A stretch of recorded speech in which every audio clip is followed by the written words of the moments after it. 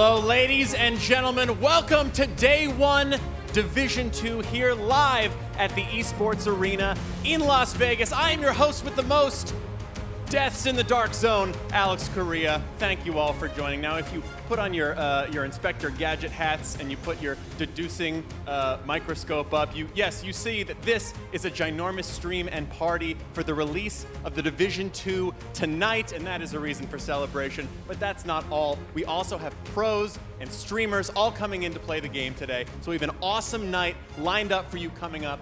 And also, this is a great place, maybe if you want to call right now and call out of work, because it's going to be a long night and you got to play the game. So maybe call it the next week. Maybe tell them you're dead. I don't know. But it all starts right now. So we'll get to the streamers. We'll get to some giveaways. But right now, I'm going to toss over to a true professional, and I'm going to say the real host for the night. Anna Prosser is standing by. Anna, how's it going? Thanks, Alex. I forgot my Inspector Gadget hat. I hope that we can still co-host together because I have the really fun job tonight. Guys, if you're not here live, we miss you, but we're glad you're tuning in live. And don't worry, I'm here to be your feet on the floor. I'm going to be talking to all these awesome gamers and streamers that are here, some of your favorites. I'll be able to tell you what they think of the game. And also, you're going to be guided through the game by some more consummate professionals. Casters, how are you doing tonight?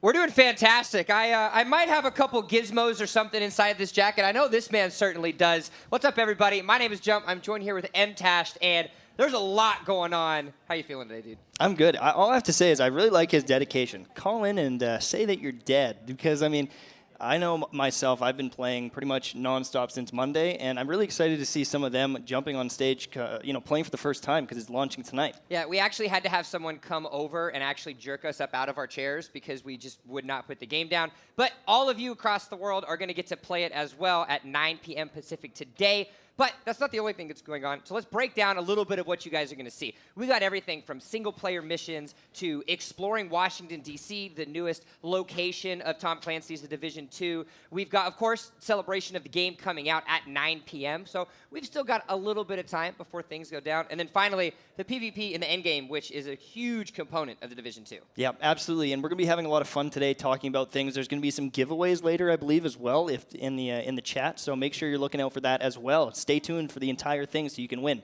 Lots of action, lots of things to be seen. You've seen all of our beautiful faces and voices, but now let's go ahead and throw it back down to Alex, who can introduce the streamers, pros, and influencers you're going to be seeing play the game.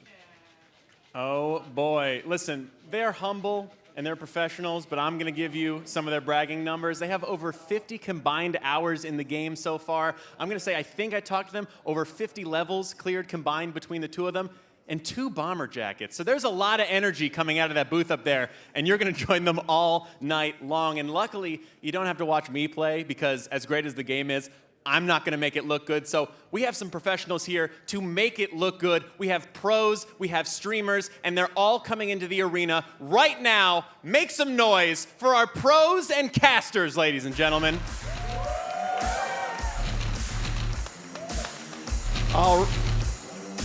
All right, guys, from FaZe Clan, we have Tiquo, Apex, and Gwit.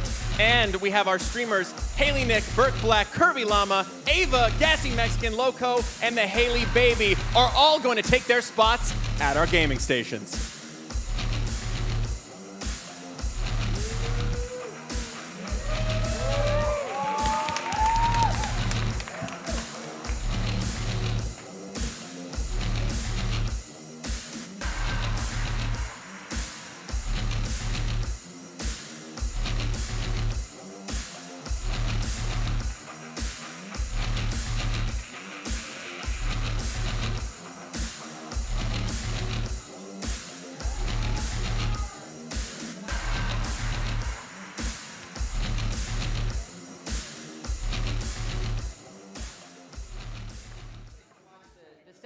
Between the two, because where you have the streamers that you see right now having gotten some hours into the game, the FaZe guys are actually going to be doing it for the very first time, so you're going to get to view just as clean of an experience as they're going to have. Yeah, they're jumping in fresh right now, which is going to be exciting. They are some pro players, so they're going to be able to hopefully crush some of this content, and maybe they'll even catch up Today we're going to be doing some of the beginning quests and exploration of DC, as well as moving into some of the PvP activities. I don't know if we're going to the Dark Zone today, but there's the Dark Zone where there's skirmish and domination and stuff like that. So it's going to be great to watch kind of all the aspects of Division 2 today. And the best part about it is when you think about the Division 2 and the way that the beginning of the game goes, it's going to be awesome to watch the FaZe guys go through that because it's a very story progression tutorial. It's not a, hey, this is completely separate from the game.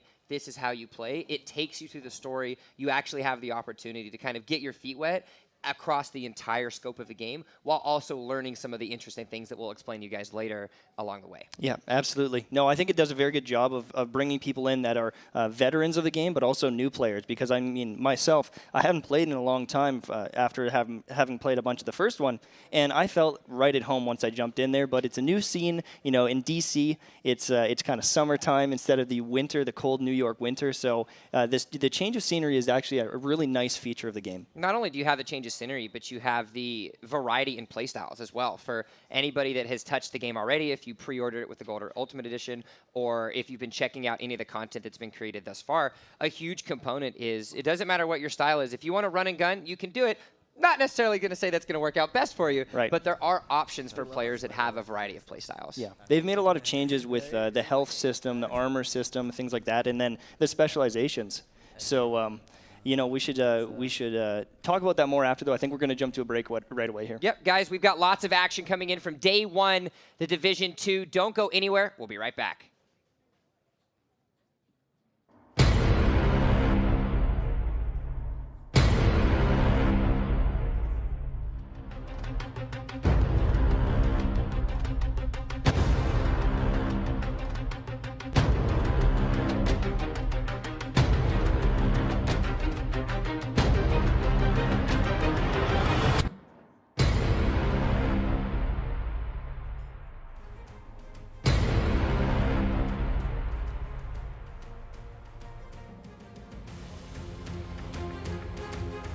Welcome back, everybody, to day one, the Division 2. We just introduced all of the streamers and pro players that you're going to be having on your screen, as well as a nice little cinematic there for Siberia Hills. If you're a FaZe clan member, they've got those limited edition drop coming in, and when it's gone, so make sure you get it in. But now, it's time for a little bit of a scene set. So, MTash, I know that you have put a ton of hours into this game so far. It's safe to say you've done a couple hours, a little bit, a few hundred hours. So help me set the scene here. We've got the Division 2. Clearly, it's the sequel of the Division 1. Surprise. Where are we at? What are we doing? What's our objective here? Well, right at the beginning of the game, I mean, you're still in the fight. You know, after the first game ended, the world didn't just go back to the way it was, and so you're still in the fight. You're still trying to get, you know, society back to where it was, and you get a call from DC, and they say, you know, the White House has been overrun. You guys got to come to DC. You need to help us out, and it really sets you on this adventure right at the beginning of the game, and they throw you right into the middle of the conflict, and so it was interesting to see. And not only that, but it kind of creates an opportunity for players that have had an opportunity to play the Division and can understand it. You'll see a lot of really familiar places, familiar styles, as far as your checkpoints and your landmarks and kind of your home base, your base of operations is what they like to call it. But you also get an opportunity where if you're a new player, it introduces those things step by step and kind of gives you that opportunity. Right. And, you know, what's interesting, just to build on that, is it's unique because you are being pulled away from New York. You're going to DC, and there's different enemies to fight there. There's a completely different environment, and so you jump in and you see the hyenas, and you see the True Sons, and all these different kind of factions, and they all play differently to fight against. They have different personalities and different areas of the map that they're controlling, and I thought that was a very unique thing that you're fighting all these new factions, and it makes it kind of you realize, oh God, this wasn't just in New York. Well, you know, it's all over. You're dropped into it. I mean, yeah. When you come in, and we'll get to see a little bit of that in a second, but when you land in DC, you're one of the only Division agents that exist around in the area. Right. And so because of that, it gives you this fear of the unknown, but more importantly, this unknown objective of we need to take back Washington, D.C. This is the capital of the United States of America. This is, you know, the home base of everything pre the entire breakout. Right. So it's dire. It's like if I fail, everything fails, right? So I think it was pretty cool. We've queued up together. We've definitely failed a couple times. You know, when you run into the middle of the enemies and die, I mean, it's not my fault. It's not my fault that you caught a grenade to the face. Oh, Okay? please, please. Okay, well, guys, we're going to get ourselves into the games shortly. As we mentioned, we've got the FaZe guys. They're going to be coming in, hanging out with us. Now, again, I think an important thing to note for this is kind of the big difference that we're going to see, especially for anyone that is excited about the game, whether if you're a new member or an old member. You're going to get to see opportunities where the FaZe guys, like we said, this is a fresh level 1 account. They've never touched the game before, so they're going to get the new player experience. And then you've got the other side of the stage where you've got, for example, Curvy, Burke Black, and Haley Nick there, where they've put some hours into it. So it's going to give you guys a cool glimpse, and that's what we're here for, is to kind of walk everybody at home through some of the awesome things that they can expect when they do play the Division 2 launching in a couple hours. Yeah, I think some of them are in the level 20s even. Like, they might even be approaching level 30 and getting into the end game. So if we can jump on with them and see some of the other factions, I mean, I don't know if you guys know about the Black Tusk, but I think that is one of the We'll get there. We'll get there. I'm excited. There's a long night ahead of us. Yeah. So taking a step back and looking into things, when you actually think about kind of what went into the Division 2, I think a huge component that's important to touch upon is how the developers from Division 1 to 2 really focused on the end game, and how that end game experience for those hardcore players really takes itself into account. Right. And I mean, for myself, that was one of the most appealing things, is seeing all the good things that they did in the Division 1, they've improved on it. And a lot of the quality of life things they created and improved on over the years that Division 1 was out, they're bringing it right at the start of the second one. And it's one of the most feature-packed kind of looter shooter launches that I've seen in a long time, and it's honestly, it's impressive. I'm very excited. I think the reviews of this game are going to be very good. Well, guys, we're going to go ahead and take a first check-in with one of our streamers. You can see him right there. It's going to be Burke Black, and don't let the pirate hat fool you. He's not going to steal anything except your hearts through the love and joy of that magnificent beard. So let's check into him and see what he's getting into. So we just finished, they're actually in the Dark Zone right now. So we're jumping into the Dark Zone.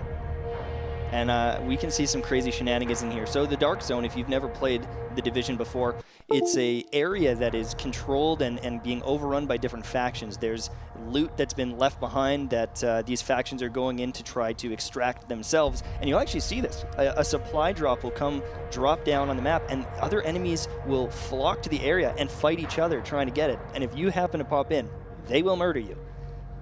So we can take a look and see as well. He's level 18, so he's put some hours into the game thus far. It seems like he's got him a decent setup to start things off. Now, the important thing to note as well, for those of you that are looking into the Dark Zone and trying to figure out what this is just because you come in with people on your team doesn't mean they're going to be your teammates by the end of the run. Yeah, you can run around and meet up with other players on the map, and if they decide to go rogue and fight you, they can actually kill you and take your stuff.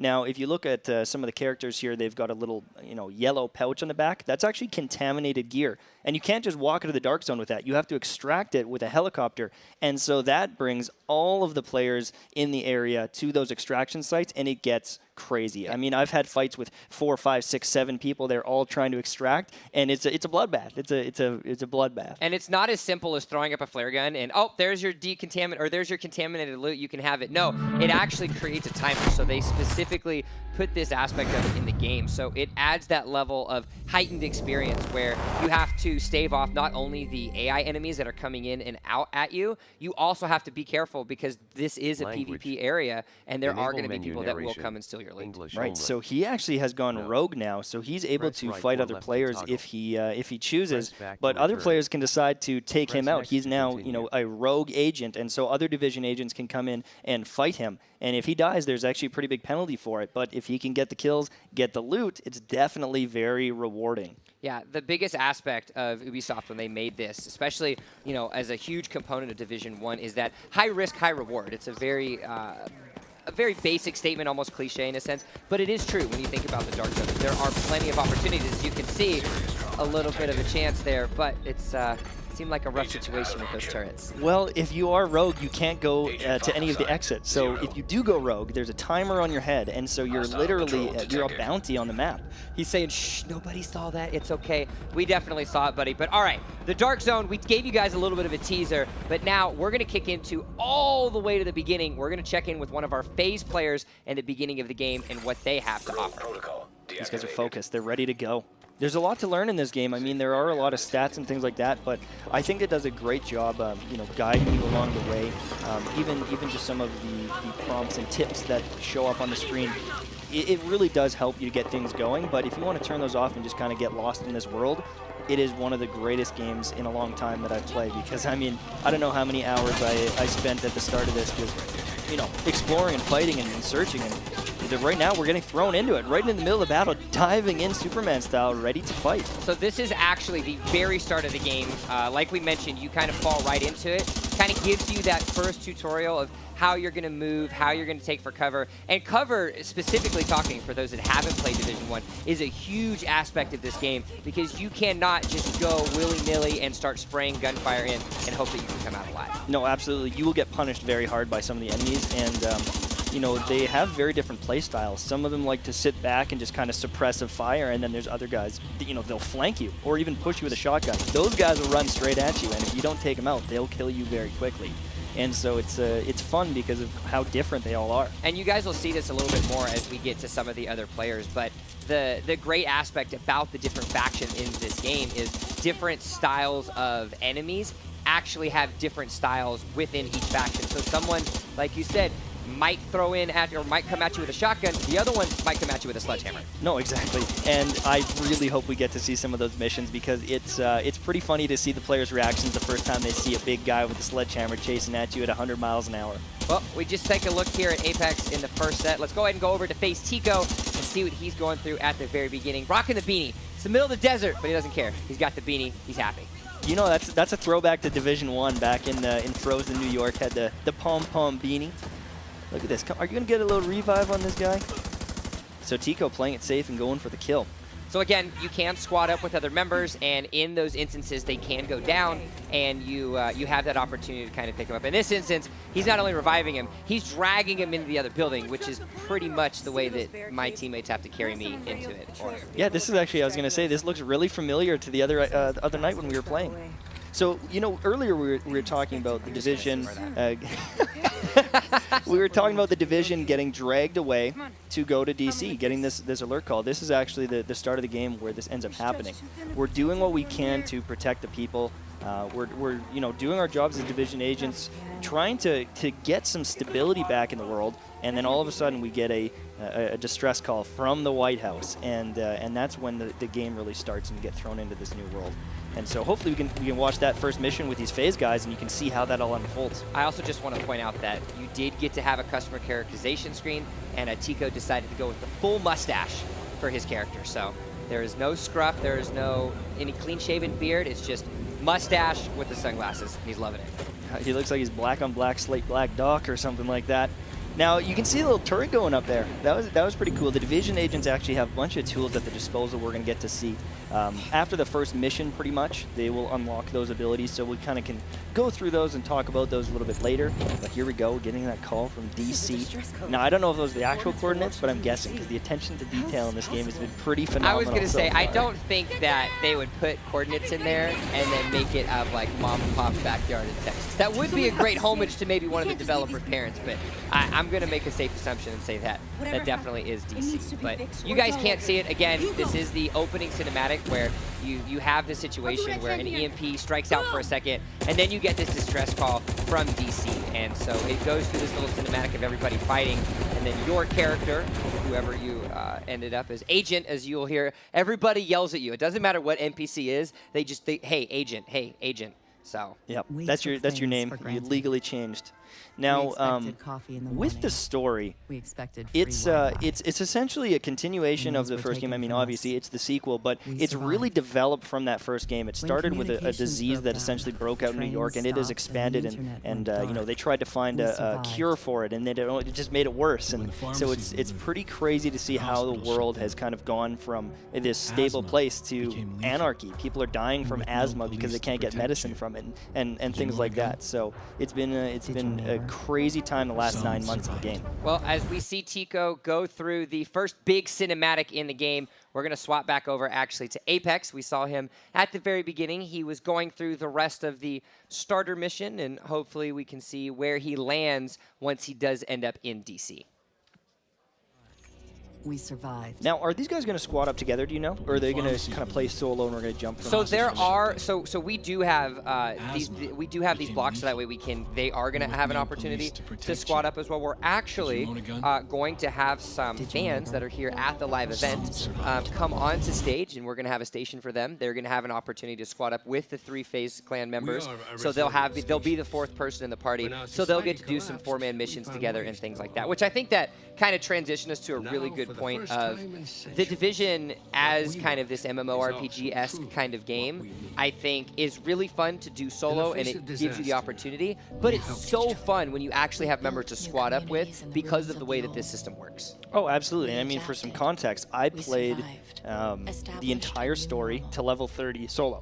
I'm actually at 450 gear score right now, which is like the maxed out gear score in the game. You guys can't see it, but he's also I'm like nerding muscle out. flexing Yeah, really, yeah. really hard right now. But I did everything solo just because I wanted to experience it, and it was a fantastic experience. But then when I played with a couple buddies, it changed things so much because everyone's using different abilities, and you know, one guy's in cover and another guy can kind of protect him from the side, and it just changes the game. Instead of being this kind of lone division agent, you're all of a sudden this team that's working together, and I think personally I like playing with the team a little bit more, and luckily there's actually features in the game to allow you to do that. You can matchmake in the different safe houses and things like that. So well, we've obviously got our little cinematic there. We're now going to take a nice little tour of the room. You can see some of the other streamers that we're going to have come on stage. They're at their own streaming stations, hanging out on their channels. Of course, we are at the HyperX Esports Arena. You can see all the delight that is the Day 1 Division 2, a first of many event series coming out of Allied Esports in the HyperX Esports studio, and lots to see and lots even more to behold. looks good in here. Looks very good in here. Production quality is a T. Now, I'm curious, with the FaZe guys jumping in the PvP stuff later, I wonder if they're just going to be like natural born slayers against everyone else. I'm also you never know. They might have their difficulty. There is a lot of stability and recoil issues, which again we'll get to later when we see some of them. But we actually have an opportunity here to check in with Haley Nick. We're seeing her, and she is, again, already into the game. And this is kind of a good place to explain to the new viewers control points, which is an extremely important issue, not only for looting, but just for, as the name stands, control point within the map. Right, so these control points are actually going to be unlocked from kind of clearing them from the factions that are there, but it also gives you a fast travel option. So unlocking these, or I guess taking them over, is very important so you can kind of move around the map a little bit faster. There's some great rewards you can get. There's kind of supply caches inside once you clear them, so it's definitely worth the time. And, you know, there's multiple ones, 10, 15 of them probably around the map, so different factions for each one. And as you can see, she's actually got herself an apparel cache key, which a great thing about it as well is as you level up, you get these proficiency crates, which give you which give you gear as well as weapons. You've also got these apparel crates that kind of open it up. I remember the first one that I opened, I actually got the exotic bowling emote. Oh, beautiful. Yeah, emoting is something that you can do. You can play rock, paper, scissors with other people across the map. So it kind of creates, again, that interactivity option that comes to you, as well as customization, because who doesn't want a badass-looking character? No, absolutely. And, I mean, I'm sure he wants some pirate outfits to go on his character. I think customization for this game is pretty important, especially to the hardcore Division fans. I mean, people were freaking out when like a particular hat was being sold in the shop because it's like, this is the first time he sold it in 4 months. So I think that people are going to really enjoy being able to earn some of these cosmetics. And you can find them all over. Like in just random backpacks, you can find like shirts and pants and hats and things like that. So it definitely pays off to explore the map because there's little nooks and crannies and there's loot in a lot of them. It's all over the map. This game is very loot heavy. And so if you're one of those people that likes to collect things, You would almost say it's called a looter shooter. almost call it that. If you were of the nature. But all right, we're going to go back in with Tico. We told you we wanted to show you guys some of the beginning of the story. Now, we had the distress call. It happened. We are now finding ourselves in a delightful holiday area, and we are headed towards the White House lawn. So what's interesting about this is when a lot of the dollar flu, which is initially what it was called, broke out, was from the different stores and during the Christmas time, and it just shows you how rapidly this spread, how rapidly the world fell apart. And this hasn't even been brought down, and it's 7, 8 months, 9 months later, and the Christmas stuff is still up because everyone is in refuge, everyone is gone, and so it makes some pretty cool set pieces throughout the game. Well, he's trying to line him up some easy shots here. Now, there are a variety of different weapon styles in this game. You can see he's actually finding himself rocking a fully automatic weapon. But again, and we mentioned it earlier, because with the different weapons, it adds to your play styles. But more importantly, it just ends up, if you want a shotgun, sure. If you want a long-range weapon, sure. There's plenty of options here in Division 2. Right, and I mean, you can mix and match. You can have an assault weapon, you can have a sniper, both in the same loadout. But if you go with the sharpshooter, their special weapon is actually a sniper. So you could have an SMG, you could have a shotgun, and then still have that long-range sniper rifle. So I think that for diversification, let's use the big words now. Look at this. I think that this game did a really good job in allowing you to play multiple playstyles and kind of fill in the gaps. Where the first game, I mean, there was definitely a lot of kind of core weapons that everyone was using, and this one, it just feels like you can rock anything and make it work. If you want explosions, you can make explosions happen. You want to snipe, you can snipe. And if you're also a history buff or you just enjoy the beauty of the environment, if any of you played Division 1, obviously you've got frozen New York and the delights that come with the aesthetics there. You've also got those opportunities where you can see the White House. You saw it a little bit on Tico's screen. You can kind of see these different areas of the map. Now we're back with Haley Nick and seeing what she has to offer, and it looks like she is right back onto yet another mission. So this is the viewpoint mission. This is a very interesting one. I like the way this one plays out. You make your way through essentially like a news station, and I think that was the most unique thing for me was the set pieces. Every single mission had a unique set piece, and even the side missions. I've never seen that in a game where the side missions felt like real missions, and this one has nailed it, and I think in the reviews, that's going to be one of the main things that people point out is how well they made the missions and side missions kind of flow together, have unique places to fight, different encounters, and like even like this encounter, you're fighting outside, but then you go inside and there's multiple stairwells you fight in, and everything feels different. And so I'm a big fan. And it's also important as well when you're in these squad style skirmishes that the Division puts in these aspects where you can recognize that. So you'll see the words pop up on your screen of suppressed, which means that the enemy is actually hiding behind cover, and that's an opportunity for you to push up to push up and get a better position. Or you'll see the lights flashing. That means that there is a sharpshooter actually looking at you and, oh, what? You got a little, that's a scared dog. There's bullets flying everywhere, M-Tash. Well, and she's kind of pointing that gun near it. Like, you better pet the dog or something. Like, come on. Give it a little smooch or something. That's a good boy. Now, fun fact, if you shoot the dogs, you don't get any loot. So don't be a psychopath. Come on. They're just cute little buddies. I love how you're speaking from experience. Guys, don't shoot the animals. I tested it. I farmed them all. Oh, I tried. Okay. Oh, imagine if you could get pets in this game. They could attack. Imagine if someone went on a rampage and killed like 100 dogs in the game, and then there was an achievement for it. Oh my God, there better not be. I'm going to look in the files now. No, we're gonna table that one, guys. So, all right, this is actually a main story mission as well. Yeah. And it gives you a really good opportunity at the development of retaking the city. Because a huge component with the different factions that actually exist within Division 2, a lot of the game, especially as you're infiltrating different aspects of the factions, is actually playing them against each other, which is, I think, a huge component that adds a sense of realism to the struggle and the warfare to actually take back DC. Right, and I mean, the places that they're taking over, they do have some value to it. Like, this is a news place with satellites and radar towers on the roof that they want to, get access to. But you're going to see that other factions want that as well. Other factions will actually come in and try to fight them. There's a couple missions where, oh god, look at this, getting pinched. You got to get back to cover here. These guys will melt you. Look at that HP bar going down. Yeah, and you can actually see as well. So she actually ended up getting down, and I think that's a great example to again remind everybody, cover is your best friend. I understand that everybody has their best friend Jeffrey. I'm gonna call him Jeffrey. That's in your friend group that just runs in with an SMG gun. I got this, guys. It's fine. Jeffrey, I'm sorry. You're going to have to stay hanging out as well. Or you can just have best friends like Curvy Llama who's saving everybody. Yeah, Curvy Llama carrying the match right now. But one thing I do like is that in these situations, you can still be valuable. You can call out different enemies. You can even crawl over there and block a doorway if you really need, because even if you go down from this state, you can get revived, you can get to safety, you can crawl out, and it's still a very tactical thing even when you're down. Well, again, we find ourselves in a delightful situation where Curvy Llama is helping her fallen teammate, and now we're going to check back in with Apex over from the FaZe clan and see where he's at. Now, he has actually found himself at your base of operations, which is, I think, safe to say, the most vital place in the entirety of this game. Mtash, tell me why. Well, this is where most of your vendors are, and kind of the different, like there's the Dark Zone vendor, there's the Bounty vendor that gives you different bounties to hunt people out. So there's a lot going on at the base of operations. It's kind of your hub where you can come back, upgrade your skills, craft different gear, and that's one of the biggest components of this game is optimizing your build with some of the crafting and optimization with the recalibration station, which is essentially if you have a piece of gear but you want that really cool perk or high damage ability on another thing, you can actually drag it over. You break it down, you put it on the other weapon, and so you can get some pretty cool gear using that station.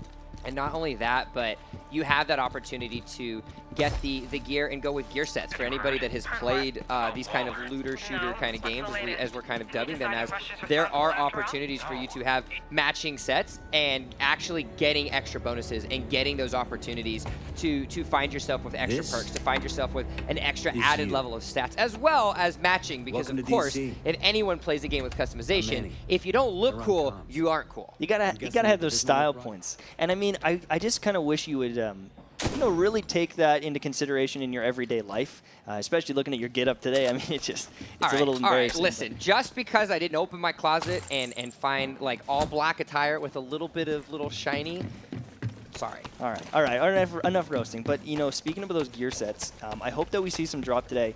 But typically in games, gear sets are like really end game. They actually added these brand sets, which is kind of in the early to mid game. So you can actually kind of get these set bonuses or brand bonuses, and really early in the game experience that, and they can be very powerful. So once we see some of those, I'll try to point them out. I'll let you guys kind of know, and you can get an idea of what they look like.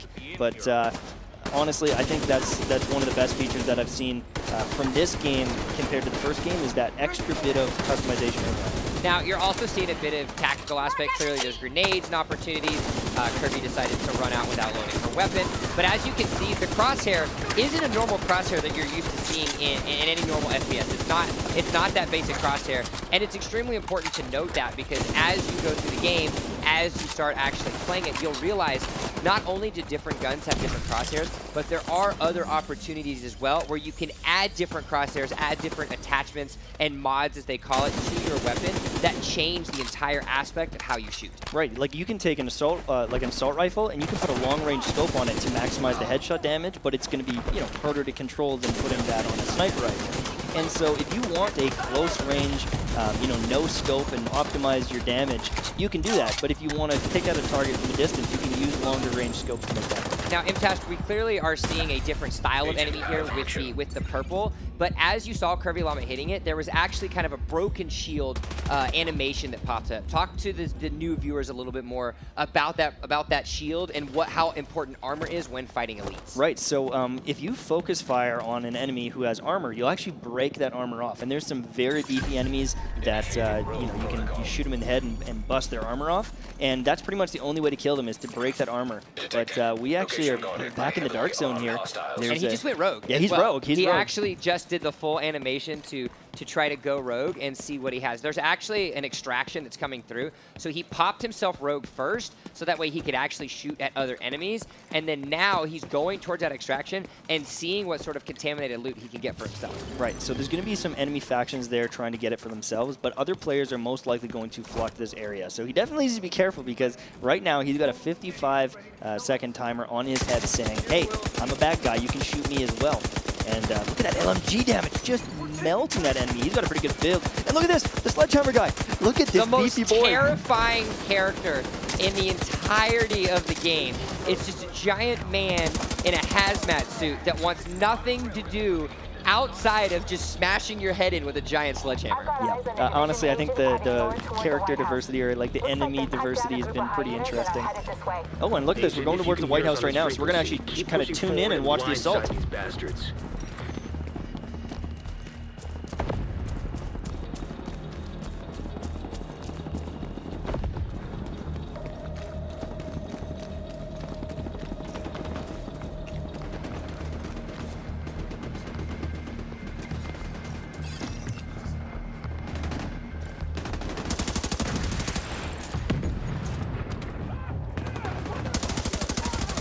Oh, wow.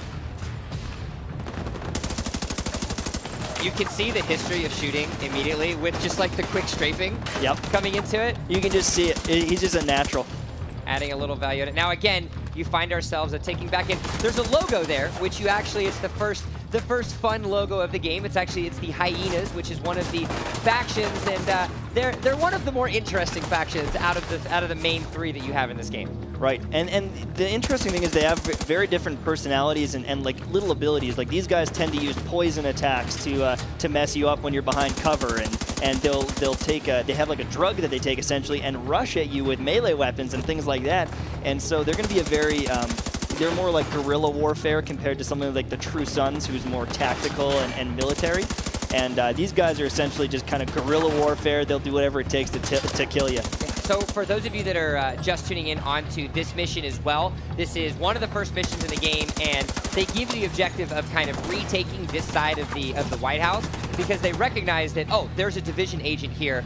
You're on their flank, come in on the flank, and then actually take them out and rejoin the White House. So it's kind of a really great way to get your feet wet into the game, where you're already landing in DC and you're helping the people in need. Right, absolutely. They're in the middle of an assault, and you coming in is almost like the saving grace to help them start rebuilding and getting back to a stable condition.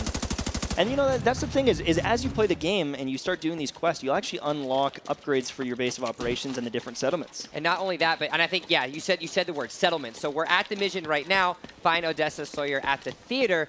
Theater is the first main settlement that you find in the Division 2, and if you thought that the base of operations had all of these additions and shops and bonuses, the theater settlement actually is your first big objective in the main story of the game, to unlock everything, but more importantly, understand the aspect and the importance of world building that exists in Division 2. Right, exactly. So like some of these settlements, they don't have running water, and so if you can do a mission to help with that, they'll actually upgrade their base. And you know, the interesting thing is there's enemies all over the world, like everywhere around the world, and there's going to be people patrolling from that settlement. If you don't take out these guys, they're going to try to kill the people of the theater settlement. So you need to really clear enemies out as you make your way around the map. And again, it kind of just speaks to a huge piece of the core values of what the Division 2 brings in. You are this kind of lone agent that is there to help everyone, to help take back DC. But it's not just about saving it from the factions. It's about creating a new way of life and helping improve the living conditions, as well as just the overall just safety of the people that live within the Washington, D.C. area. Yep, absolutely. It feels like you have value. It feels like you're not just mindlessly killing stuff, thanks, you know? Thanks, Mike. You too, yeah, you too.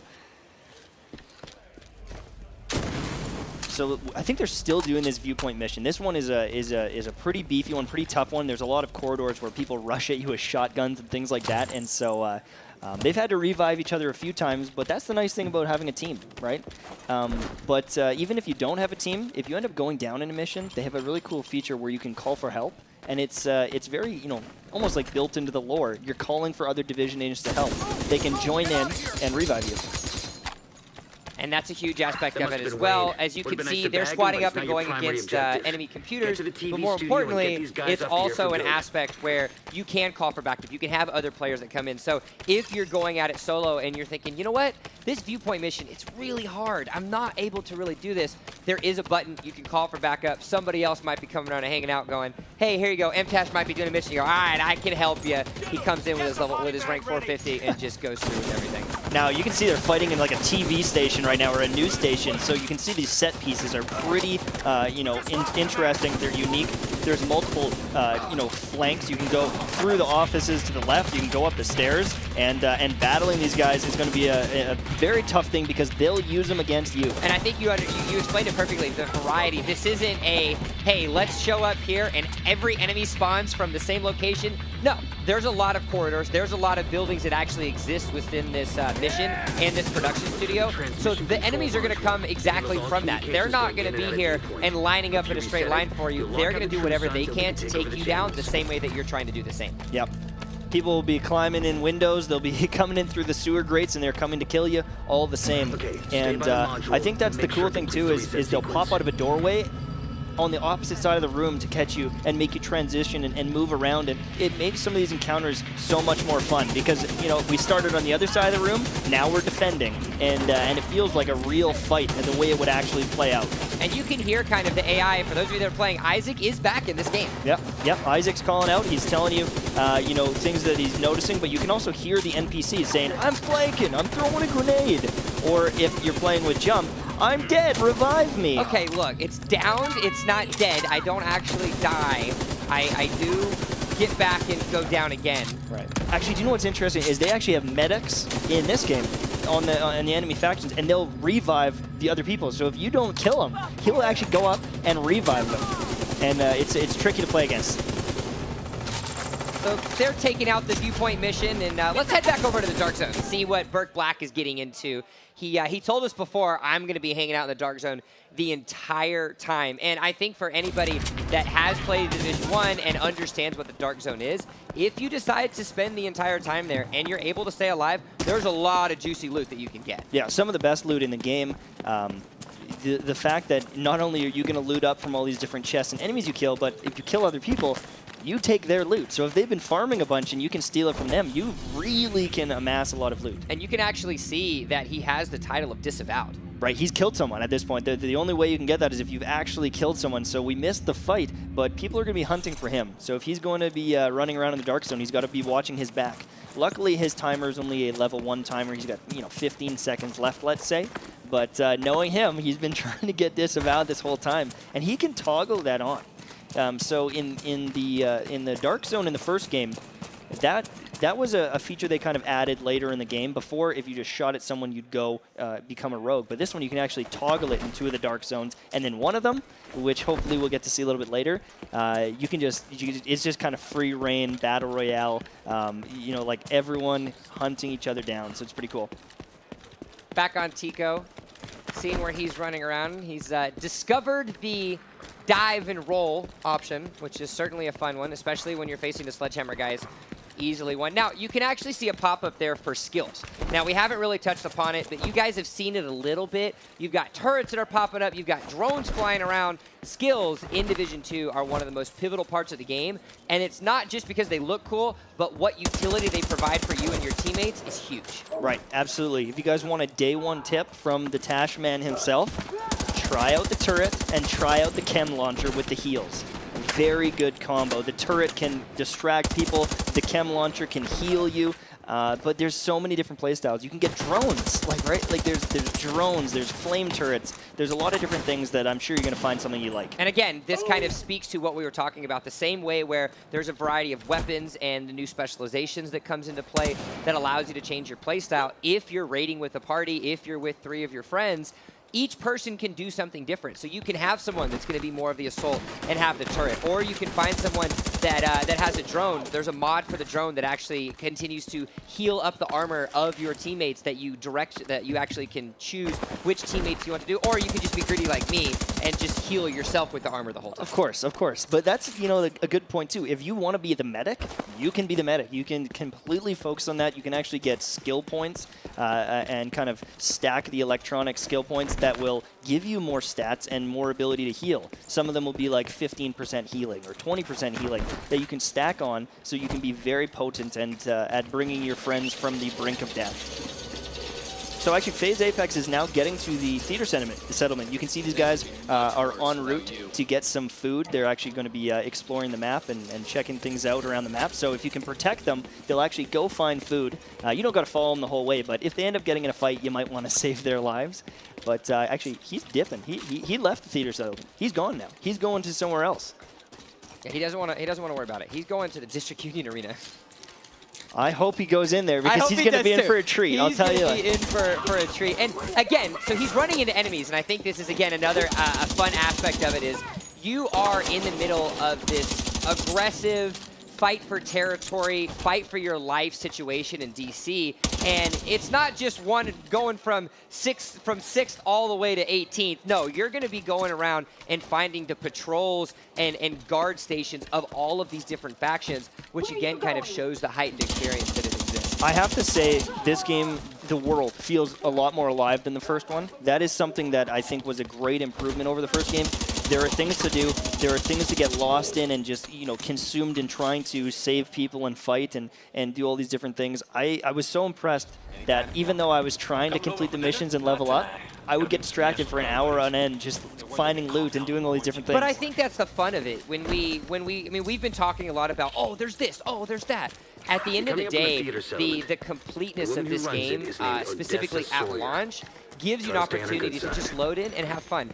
You might not do anything for 8 hours playing this game, but that's okay because it feels like you're going across the map. It feels like you're clearing out areas and just having fun with it. And like the scenery, like you can go to the different memorials, you can go to the Capitol building, you can look at all these kind of set pieces.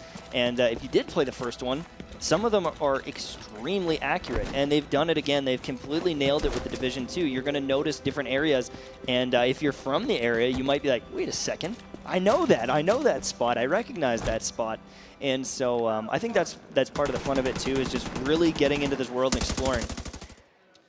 Look of determination on Haley Nick's face right now. Ooh, they are in fight. a very interesting spot. So this is Staff Sergeant Carl Wade of the True Sons, and this is the climax of the mission that you're at. You got to take him down. Yeah, he is an armored beast. He will destroy your team. There's shotgunners around. This fight is not an easy one. I know earlier today I died on it a couple times, I'm not going to lie. Ooh, and a nice little loot drop there. Got to clean out these rest of these enemies before we can loot, but maybe we can take a peek and see some of that brand gear we mentioned earlier. As you can see on the quick little inventory screen, all sorts of gear from gloves to backpacks to knee pads to anything and everything that can help you in your survival in Washington, D.C. has the opportunity to get leveled up, added stats, and just make you not only a more threatening character, but a character that can survive in the middle of these big firefights. Right, absolutely. So all of these enemies can drop random gear, but typically these boss enemies will give you a nice loot drop of 2-3 items at a time. You can see, wow, there's a ton of these weapons here. Some really good LMGs there. Those M249s are unbelievably good. But, I mean, she's got a great couple weapons here that she can use to kind of upgrade her character. And another skill unlock. So hopefully we can see some more skills in play right now.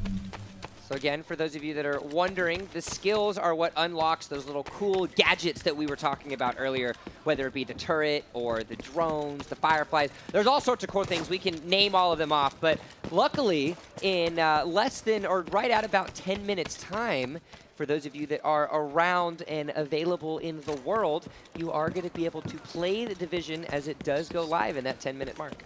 It's exciting news. I'm excited to see you guys all jumping in and getting excited because I really did enjoy the start of this game. The story, the exploration and things like that.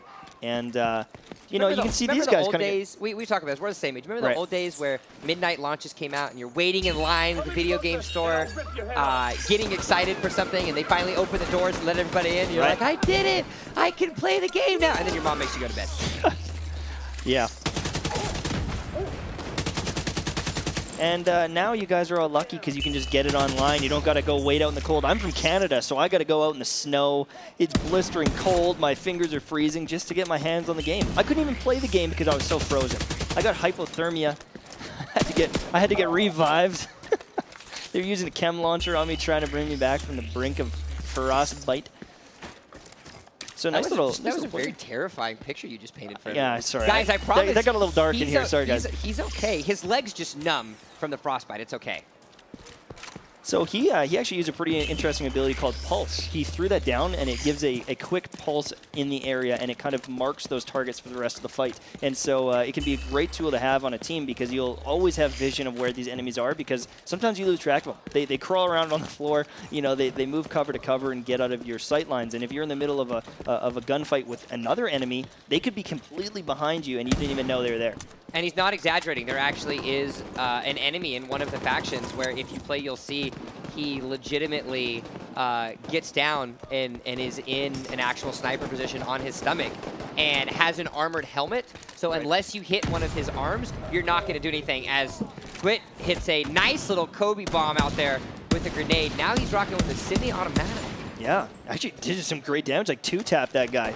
Hit him in the butt. Get him. Beauty shots. Now an AK, very good gun as well. All the assault weapons in this game are fantastic, but those semi-automatics, they're so satisfying. If you pop them in the head, you do like 3 times the amount of damage as most other weapons. And of course, Ubisoft isn't going to give you a Division agent that is incapable of being a lethal weapon. He is ambidextrous, if you cannot tell. So you're shooting from your right shoulder, you shooting from your left shoulder. It doesn't matter. But you definitely can't shoot through a shield. Yeah, the Riot Shield, actually, that's another ability that you can get. If you want to be the tank, you can be the tank. You can just move in there. There's actually a small shield if you want to pull out your kind of main weapon, or you can use the, yeah, right there. Look at that, a little mini shield. You block a little bit. Listening to us. He knows. He knows. Yeah. Pirate. Oh, maybe you should block those bullets that are coming out of that turret over there. But you can use that main shield there, and you can go toe-to-toe. 1v1 me with my shield, bro. He put it away.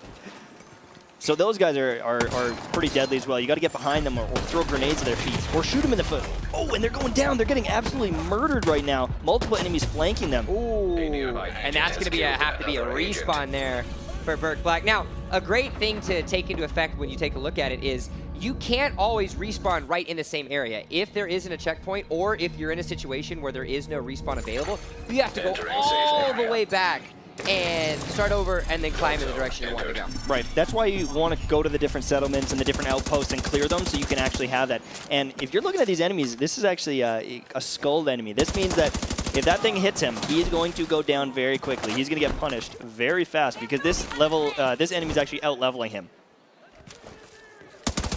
And just how, as your characters can do a little bit of everything that they want, all of the different enemies as well, they have different playstyles. So you'll see little icons next to different enemies that actually tell you what they do. Some of them, which are definitely my least favorite, is one that actually has a exploding RC car. Right. And the amount of time that I have been shooting at this person behind cover only for them to be throwing this RC car is obnoxious.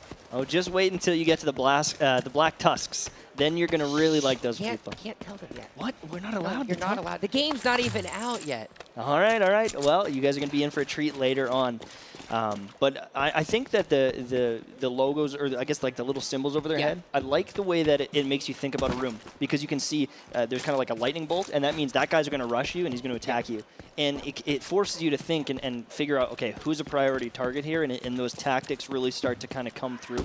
And, it makes you think, should I blow an ability on this guy? Should I huck a grenade at this guy or what? And it kind of sticks to, again, what we keep talking about of this end game first mentality that the Ubisoft devs kind of threw into this, because there is such a tactical aspect of this game. Clearly, it's early levels. Your guns, they're not going to stick you in too difficult of a situation. So your guns, you can still kill people. You can still get what you want done. But as you progress, as you get later into the game, you can't just run in. You have to have some sort of tactitional approach to it and some sort of strategy, because if not, you're just going to fail. Yeah, and you're going to get punished by these enemies. Yeah. Like those snipers you were talking about. Every room is going to be different in the kind of the combination of enemies that they throw at you. But one little tip is you're going to notice on some of them they have like a red pouch. So they actually have these cool weak points that if you shoot them in the grenade bag, it'll blow up on them and break all their armor, or even just flat out kill them. If you shoot the enemy's RC car, it'll blow up the RC car and blow them up. So there's at least some ways to kind of combat these difficult enemies. And we see Apex actually still going towards that District Union Arena. He wants it. He wants to see what it's all about. He's only, I believe he's only level 2. Yeah. So if you guys don't know, District Arena is definitely a late game area. One bullet and he's dead.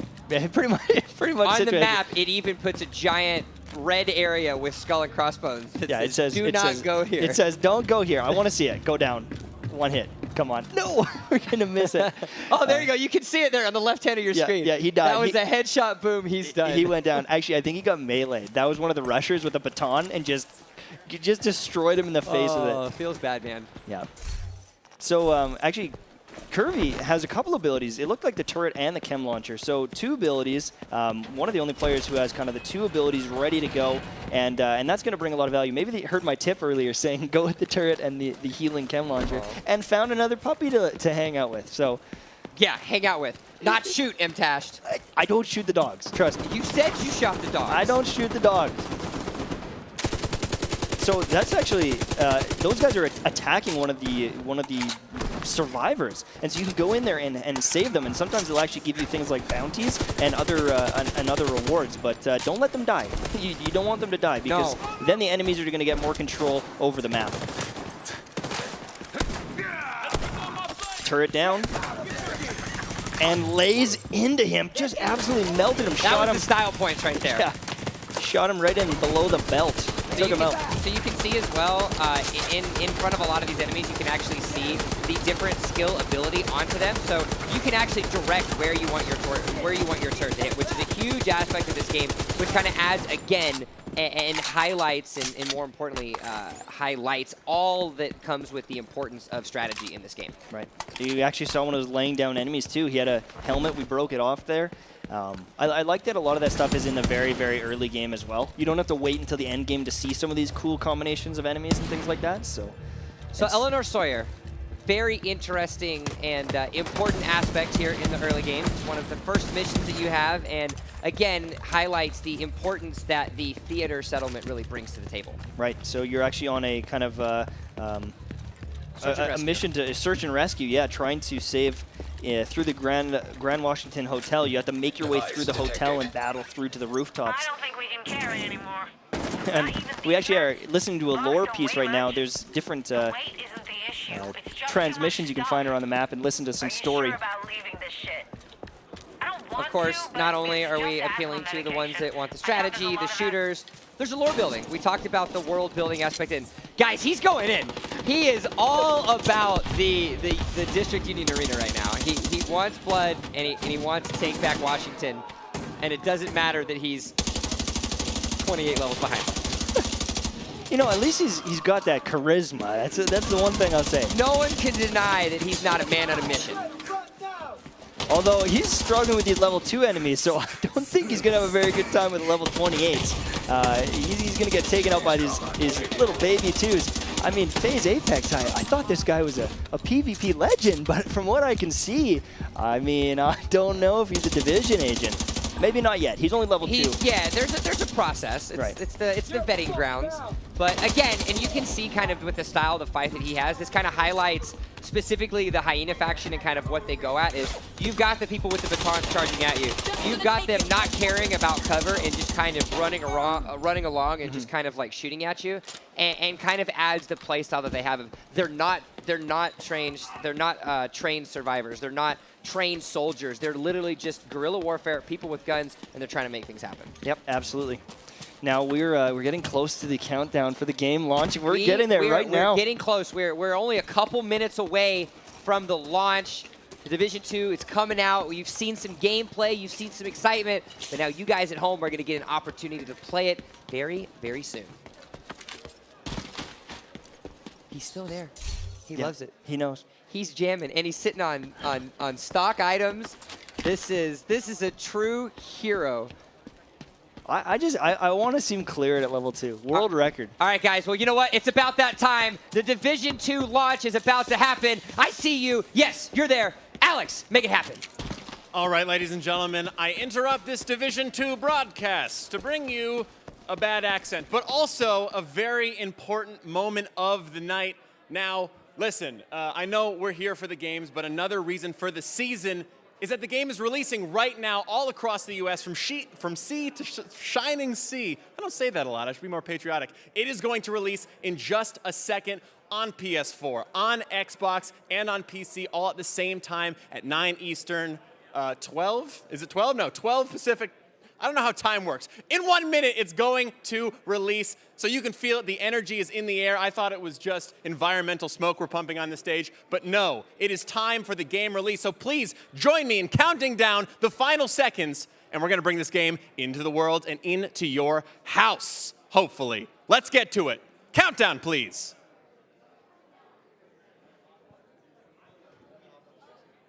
Let's start this fire. All will be overcome.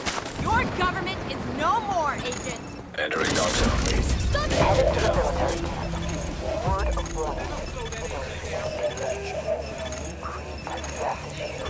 Before you know it, you've lost yourself.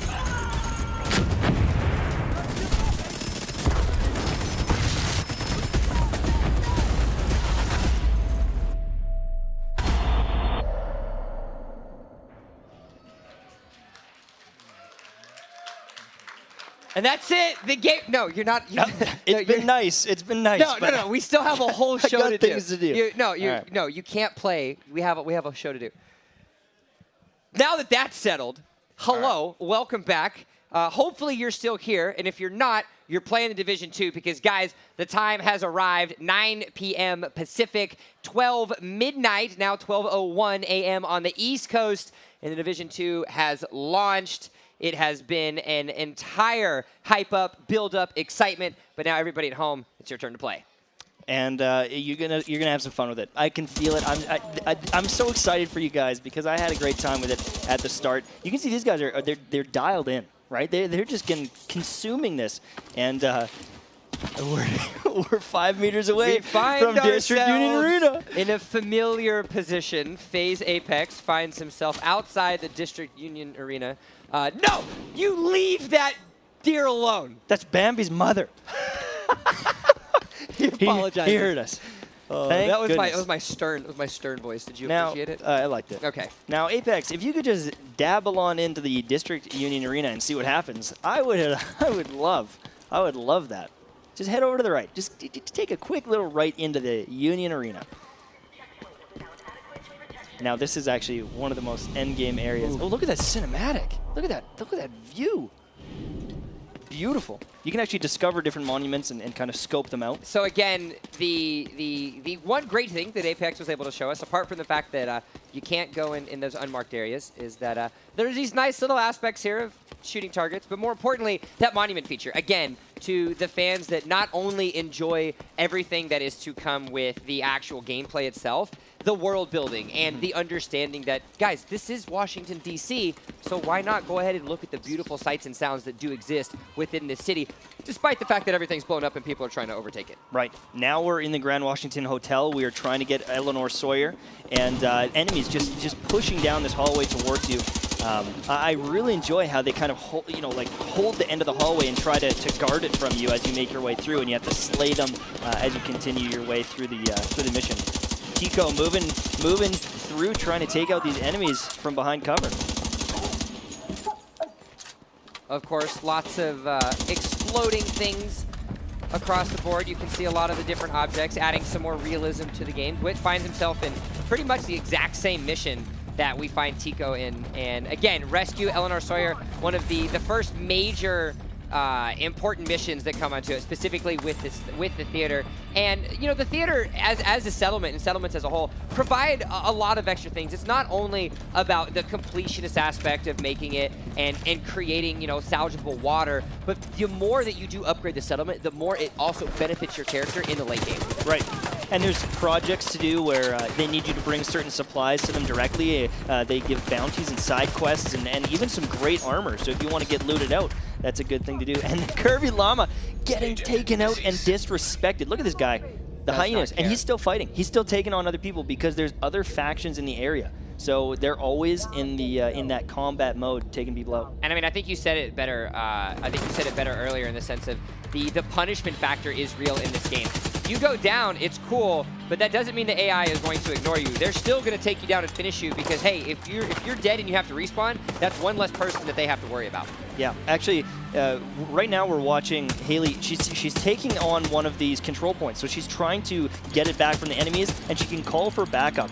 And the civilians from the other settlements will come in and help fight the enemies. So that's been a pretty cool feature that I really enjoyed, and they're actually quite helpful. They actually kill stuff. And it rewards you as well. Not only do you get the XP, do you get the drops that the enemies have, but every single one of the control points have those supply crates where you get a bonus of there's a chest, there's a crate, there's something that has gear and weapons and ways for you to upgrade your agent along the way. Yeah, and a lot of gear. I mean, these control points... you're not walking away with some knee pads. Oh, You've no. got a full setup. Yeah, there's usually like a weapons crate, a weapon and armor crate. Sometimes there's like 3 or 4 crates in there, as well as supplies for crafting materials and things like that. So taking these control points is definitely going to be valuable, and probably in the early game, one of the best ways to get loot, because it's just right there, it's quick, you get a bunch of gear. I can't tell if Berg Black is sad or happy right now. It was a No. He's stressed because all these people are trying to kill him. He's actually doing an extraction right now.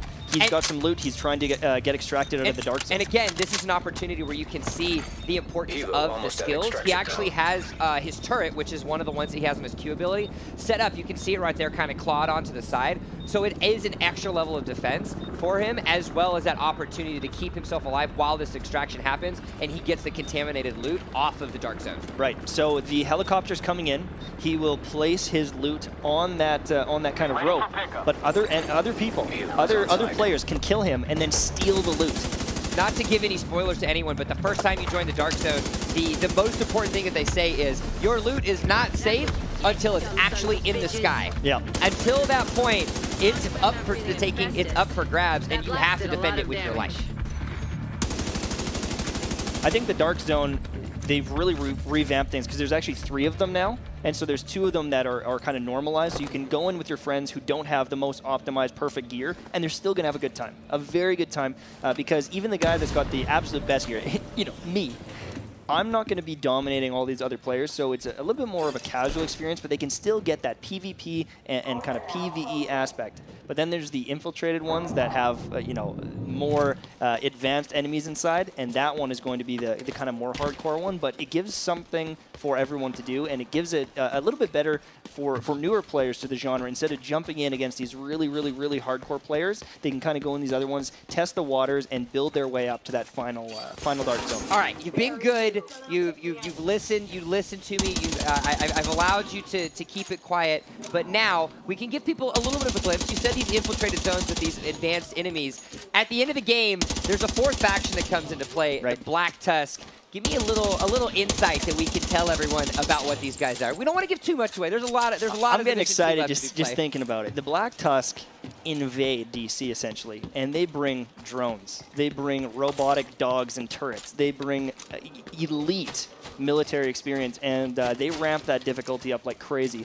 They'll actually infiltrate all the places and control points and things like that, and they'll kill the other factions. They'll actually go in and fight. They do not care. The Black Tusk is the only faction that wants to exist in the entirety of this. They want DC. They want to control DC, and taking them on is such a refreshing thing because you play through the game versus the first 3 factions, and then they throw this 4th one in that plays so differently than the others, and I thought that was a really nice treat. Yeah. And of course, we can't go into too many details because you got to play it. And you know what, guys? It's live. Go home. Play it right now. Well, you're already home. You're hanging out with us. So go play it. You can put it on your second screen, whether it be PS4 or Xbox, or you're playing on the Uplay client on your PC. Plenty of opportunities to do so and find yourself with a Black Tusk, because again, and this is something that we keep drawing back to, and we're gonna sound like a broken record, but I think it's continuously important to bring up, is that endgame first mentality that we keep talking about. The Black Tusk is a pure example of that, explicitly because it revolves around you beat the game, you get to a good aspect, and then what happens? Oh wow, the Black Tusk appears, and then boom. Right, and I mean, the grind, not the grind, the time from 1 to 30 is a fantastic experience. Yeah. And then as soon as you hit 30, it's this whole new experience, and the way it just expands from there. So if you want to commit, 200-300 hours to this game, you can, because there's so many activities to do. There's PvP and all these different aspects to kind of keep you engaged and kind of continually upgrading your character and continually gaining control of DC, which is a nice feature to have.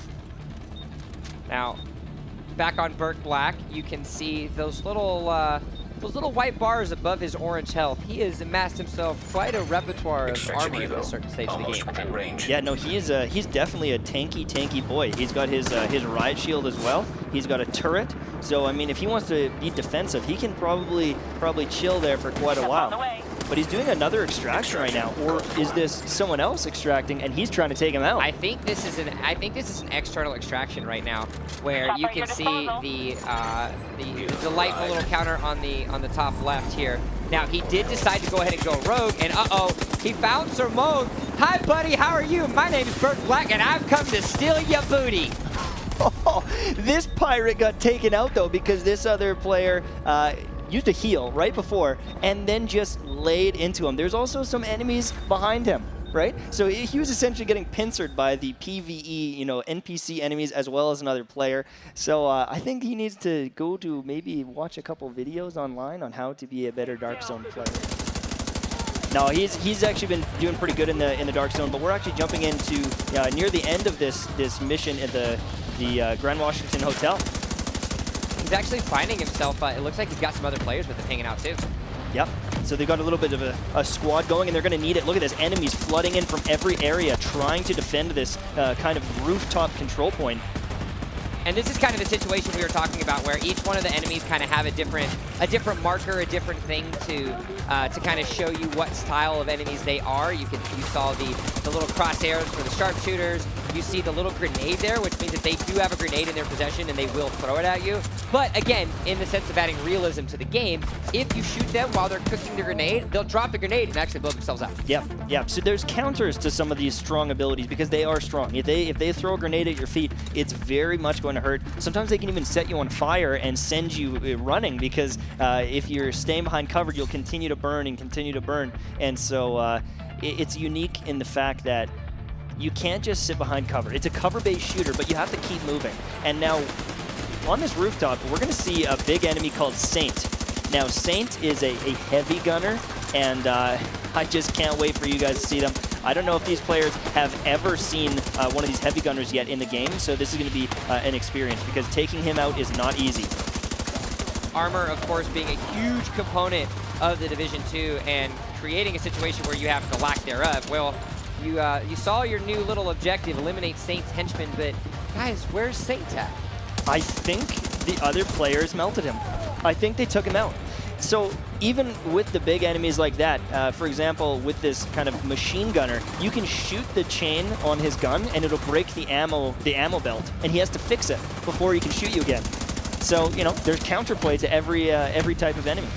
And that kind of adds, again, the juicy goodness of, we're not going to go into too much of the different stats and things that you can add to your guns, but that is an extra thing where you will do specific damage to an enemy if you have taken down their weak spots. And again, it shows just the depth of customization that you can have to build your ideal loadout. Right, and honestly, I feel like Tico's playstyle there, it just shows that you can play different ways. He was the flanker. He was killing all the little trash mobs and keeping them off of his teammates while they focused on the boss. And so if you want to be that kind of support player, Let's do this. you can do that. And so, I think that's a good thing to have, because not everyone wants to be head-on with a boss. Back on Kirby Llama, her and Haley Nick have been rocking the duo game, and there's a beefy boy. So did you see how many shots she put into his face there? That's actually because she was shooting him in the helmet where he had armor. If she would have just focused on his chest where he didn't have as much, he would have died there. You have to pick the smart parts to shoot at them, because some of the enemies, they don't have leg armor and you can shoot them in the leg. Sometimes they have a really beefy helmet on, but their chest piece isn't as strong. So it's a tough situation. Right now, she can either forfeit and give up and go back, or she can actually call for help. She can call for help. Hey, I didn't say you could use my emotes. And look at that, getting the revive. Beautiful teamwork here. These two have been doing fantastic. Staying alive and keeping together. Even if one goes down, the other one cleans up and gets the revive. But one other tip for you players that are just jumping into the game, because Division 2 is now live. There is a fantastic ability called the Hive Restorer. Now, I just learned this the other day, but when you have the Hive Restorer equipped, if you die as a solo player, it will actually revive you. It'll pop on the ground and bring you back to life. So it can be kind of that one-up that you need to keep going in a tough fight. But again, it speaks to the variety where you can throw yourself in with a turret or a drone that actually flies around and shoots the enemies, or you can play kind of safer. Maybe you want to have that more tactical approach, or you're just at risk of dying, so you use that Hive Restorer, or you use the drone that actually does the armor repair, so you can have that kind of survivability. You know, there's even one that boosts your stats. So if you're more of like a staying alive, you're doing really good with that, and you want to just optimize your damage or movement speed, you can do that with one of the boosts. So, yeah, you know, I guess we've mentioned it a lot, but the build diversity, it's just getting me thinking at all the different things you can do. And so you guys, when you jump into the game, hopefully tonight, because it is live, definitely test out the different skills and see what looks fun to you. So we just found ourselves where you have to meet with Odessa Sawyer. You just got the new skill unlock. Level 3 has been hit by Tico. You discovered yourself some side missions, and you found yourself at a very pivotal part of the game because the theater settlement is now unlocked. And so once you kind of unlock these settlements as well, there's going to be more side quests that open up, and you can kind of choose where you want to go. There's going to be different rewards for doing them, but look at this. We've got we're back on Burt Black here in the Dark Zone. He's been here the whole time, and there's a sledgehammer guy! This guy is crazy. He's got an amazing amount of armor, and he is a speedy Sonic boy. Look at this guy. You cannot get caught by this guy. He will one-hit you. No, so Burke is actually doing a really interesting tech that I think is one of the more efficient uses of fighting against the Sledgehammer big boy, is that if you actually end up diving, because he actually swings his Sledgehammer in a horizontal kind of baseball swing manner, if he's about to swing it, you actually can dive through and do a roll and get out of it, as well as create some distance. So there you go, though. He took down the armor, shot him in the head a couple times, pew pew, he took him down, he's gonna get the loot to match. Right. And see, that's the nice thing too, is the enemies that do have armor, they're definitely tankier, but once you break that armor down, you can kill them, you know, rather quickly. Once you break that armor off, and if you focus fire on something, they're much more reliable to kill. You saw FaZe Apex there using one of the different emotes that you have available. There's the salute. There's a whole bunch in the store actually that you can actually purchase and go in and go everything. There's rock, paper, scissors. There's all these like extra jumps. There's a lot of different things. Yeah, and it's nice because you can earn them through gameplay, or if you want to purchase it because you really like it, there is that option for kind of the microtransaction. So now we're finding ourselves on Haley Baby, one of our other streamers that's going to be hanging out with us today. She's finding herself on the floor, streaming on her channel, as well as giving us some pretty cool options. She's actually level 18, so she's put some hours in this game already. Yeah, I can see that she's got some pretty good abilities and guns right now. Look at this set piece, though. In like a contaminated area, trying to fight. No! Stay alive, heal. Trying to stay alive. No! Taken out. Oh no.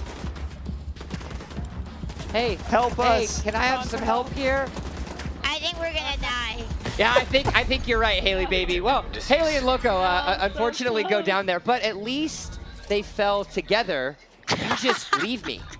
Well, you know, I can only carry you so far. My back gets a little sore. Now we're in the museum, Grand History Museum, and so this is another one.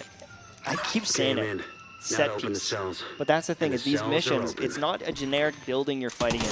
They are set pieces. They're unique places to fight, and along the way you can get a little history, while you play. A little history. Maybe go save the Declaration of Independence and all the things that come with it. But is that a hint? No. Is that a little nudge? No. Nicolas Cage, No. my man. Hey, you leave that man alone. He saved us. He saved us, my goodness. You know who else is saving us? Apex. You know why? Because he's not in the District Union Arena. He's actually going towards the proper mission. This is my kind of guy. This is development. He's learning, he's growing, he's improving, and look at the aim on this guy. Oh my goodness.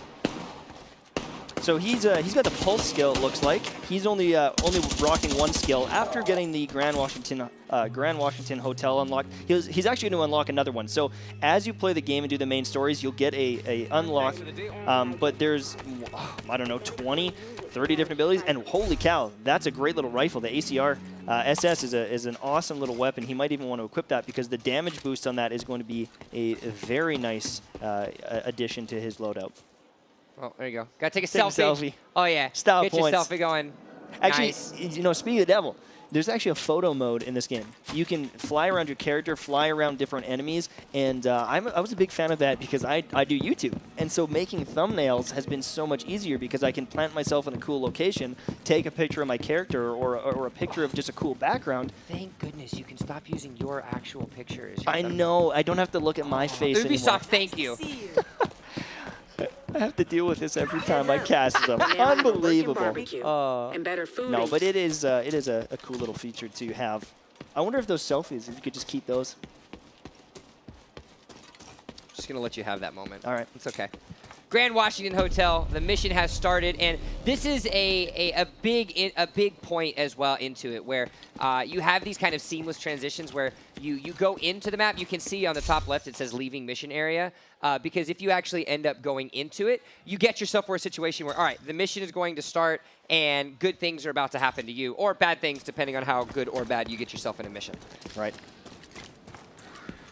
Now we're going back to meet Odessa Sawyer. So this is after we've essentially saved her daughter, and this is going to open up a lot more missions. You know, after meeting with her, there's going to be a bunch of different people who live in the settlement that'll require you to do different things. Go, you know, find a purified water source and things like that. And hopefully we'll get to jump in and see some of those and the progression of the settlement, because every time you do missions and come back, it'll show you how things have improved. Good little area here. Seeing the beautiful faces of our streamers yet again. Back on Haley Nick.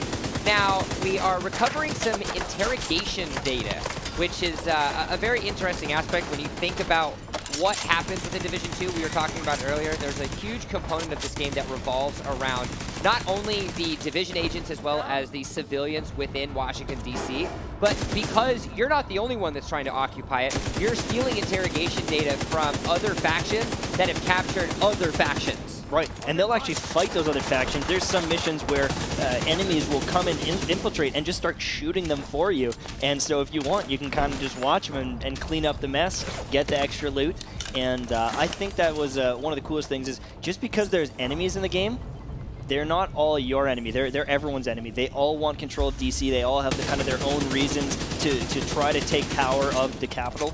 And you're taking them all on, but they're taking on everyone else. So it's kind of a unique thing. And you can see, there you go, the suppressed feature that we were talking about. Haley Nick threw fire down while he was undercover.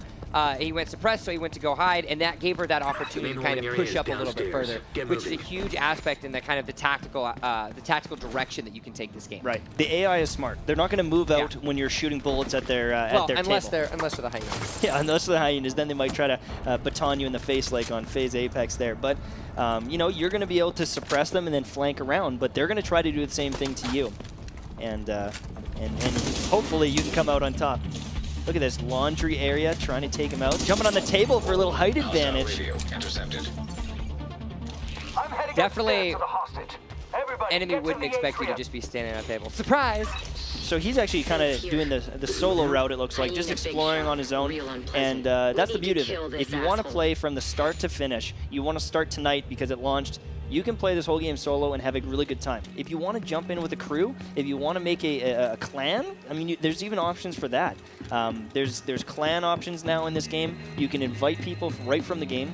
And so we're seeing, again, we were talking about the settlements. You've unlocked the theater. Gwit's actually at a very important part here. You can see this pan over of the settlement and what it provides. So when you actually complete different parts of the mission, you unlock different world-building additions to your settlements and to your important kind of landmarks of the game. So when you do these certain resource missions, you're able to get a game center in the theater where you actually have a place where the kids can play games. And fun little Easter egg, if you look onto the TV, it actually is a slideshow of art from For Honor.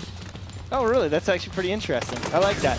They have a lot of little Easter eggs in this game and secret things. I was just telling you the other day, there's a secret mission where you can find a hunter, an elite division agent gone rogue that is, you know, equipped with some of these abilities that you have. And if you fight him and take him out, you can drop, or he'll drop, his really cool mask. But finding him was the most unique experience. I had to find a map, I had to go to that location at night, I had to shoot a light bulb to summon him. There's a lot of secrets in this game, and we don't even know all of them yet. Look at that. If all else fails, just pull out the pistol and hope that one of those hip fires can work, and it does. She's able to take down a little roll for style points, get the revive, as well as the nice little heal up. So looking there, the white bar on the top is actually an armor bar. Once that breaks, you're going to take health damage. But if you can replenish your armor, you'll be able to stay at full health kind of the whole time. So it's a little bit different system than the first game. Yeah, so there's two phases essentially. It's not, you don't have med kits like what you would expect in other games and other shooters. You actually only have armor kits because your health actually heals itself automatically if you don't die first, but okay, you're good. She's okay. See, so she held down, she used the armor kit, and you'll be able to see that health bar actually slowly slide itself upward after a certain amount of time. But you know what? She does not care. She threw the turret, hit him in the head, took him down. Now it's time to get the loot. Beautiful. So as long as you're not taking damage, you're going to get that health back. There's actually also perks that when you kill someone, you can get health back as well. So there's different ways to heal that up. But you can see now making a little bit of progress, getting that health back. But typically after an encounter as well, after you kill the last person, you'll kind of get a full boost of your HP back for the next fight. Because you know you're not done until that mission screen is over, you know. There's always going to be more enemies trying to lay into you. And look at that, if you're not using cover, you will get punished. They will absolutely lay into you and do damage to you. So now, MTAF, both of these ladies are actually using the LMG, which I know both of us have kind of had a little bit of conversation about. What sort of advantages and maybe even disadvantages do you find that the LMG sort of has in this game? Well, the magazine size, for one, can be amazing. You get like 100, even 120 rounds in some cases. And so being able to lay that suppressive fire, one of the best. The base damage on it, fantastic. But your reload speed is going to be much, much slower. If you're looking at something like an SMG, it might be 2 seconds to reload. But the LMGs, it might be 5 to 7 seconds even to reload it. So if you blow all your ammo, you're going to be punished. If one of those rusher guys is coming towards you, you better have a sidearm or a secondary weapon that you can deal with them. And that's, you know, that's again the customization. If you want to be that long-range guy who's laying down fire at a distance, you can do it. If you want to snipe at the back, you can do it. But you know, you got to make some choices in your build so that you don't handcuff yourself down the road. You can't have 2 snipers if there's enemies rushing you with a shotgun. Oh, I mean, you could. Hey, you could. We're watching phase members. 360 no-scopes are coming out. They're happening. You know it. They're going to be quick-scope people in this lobby. Now, actually, getting disoriented right now by that smoke grenade. Status effects. Status effects, I think yes. is a huge aspect of this game as well. Is you can get smoked, you can get flashbang, you can have everything of disorientation happen, right, and it actually affects you in this game. Yeah, there's even poison, but there's a way to counter it. For everything there is that they throw at you, there's a way to counter it. You can use different healing items to do it, to get rid of those status effects. You can even roll around and get fire off you and things like that.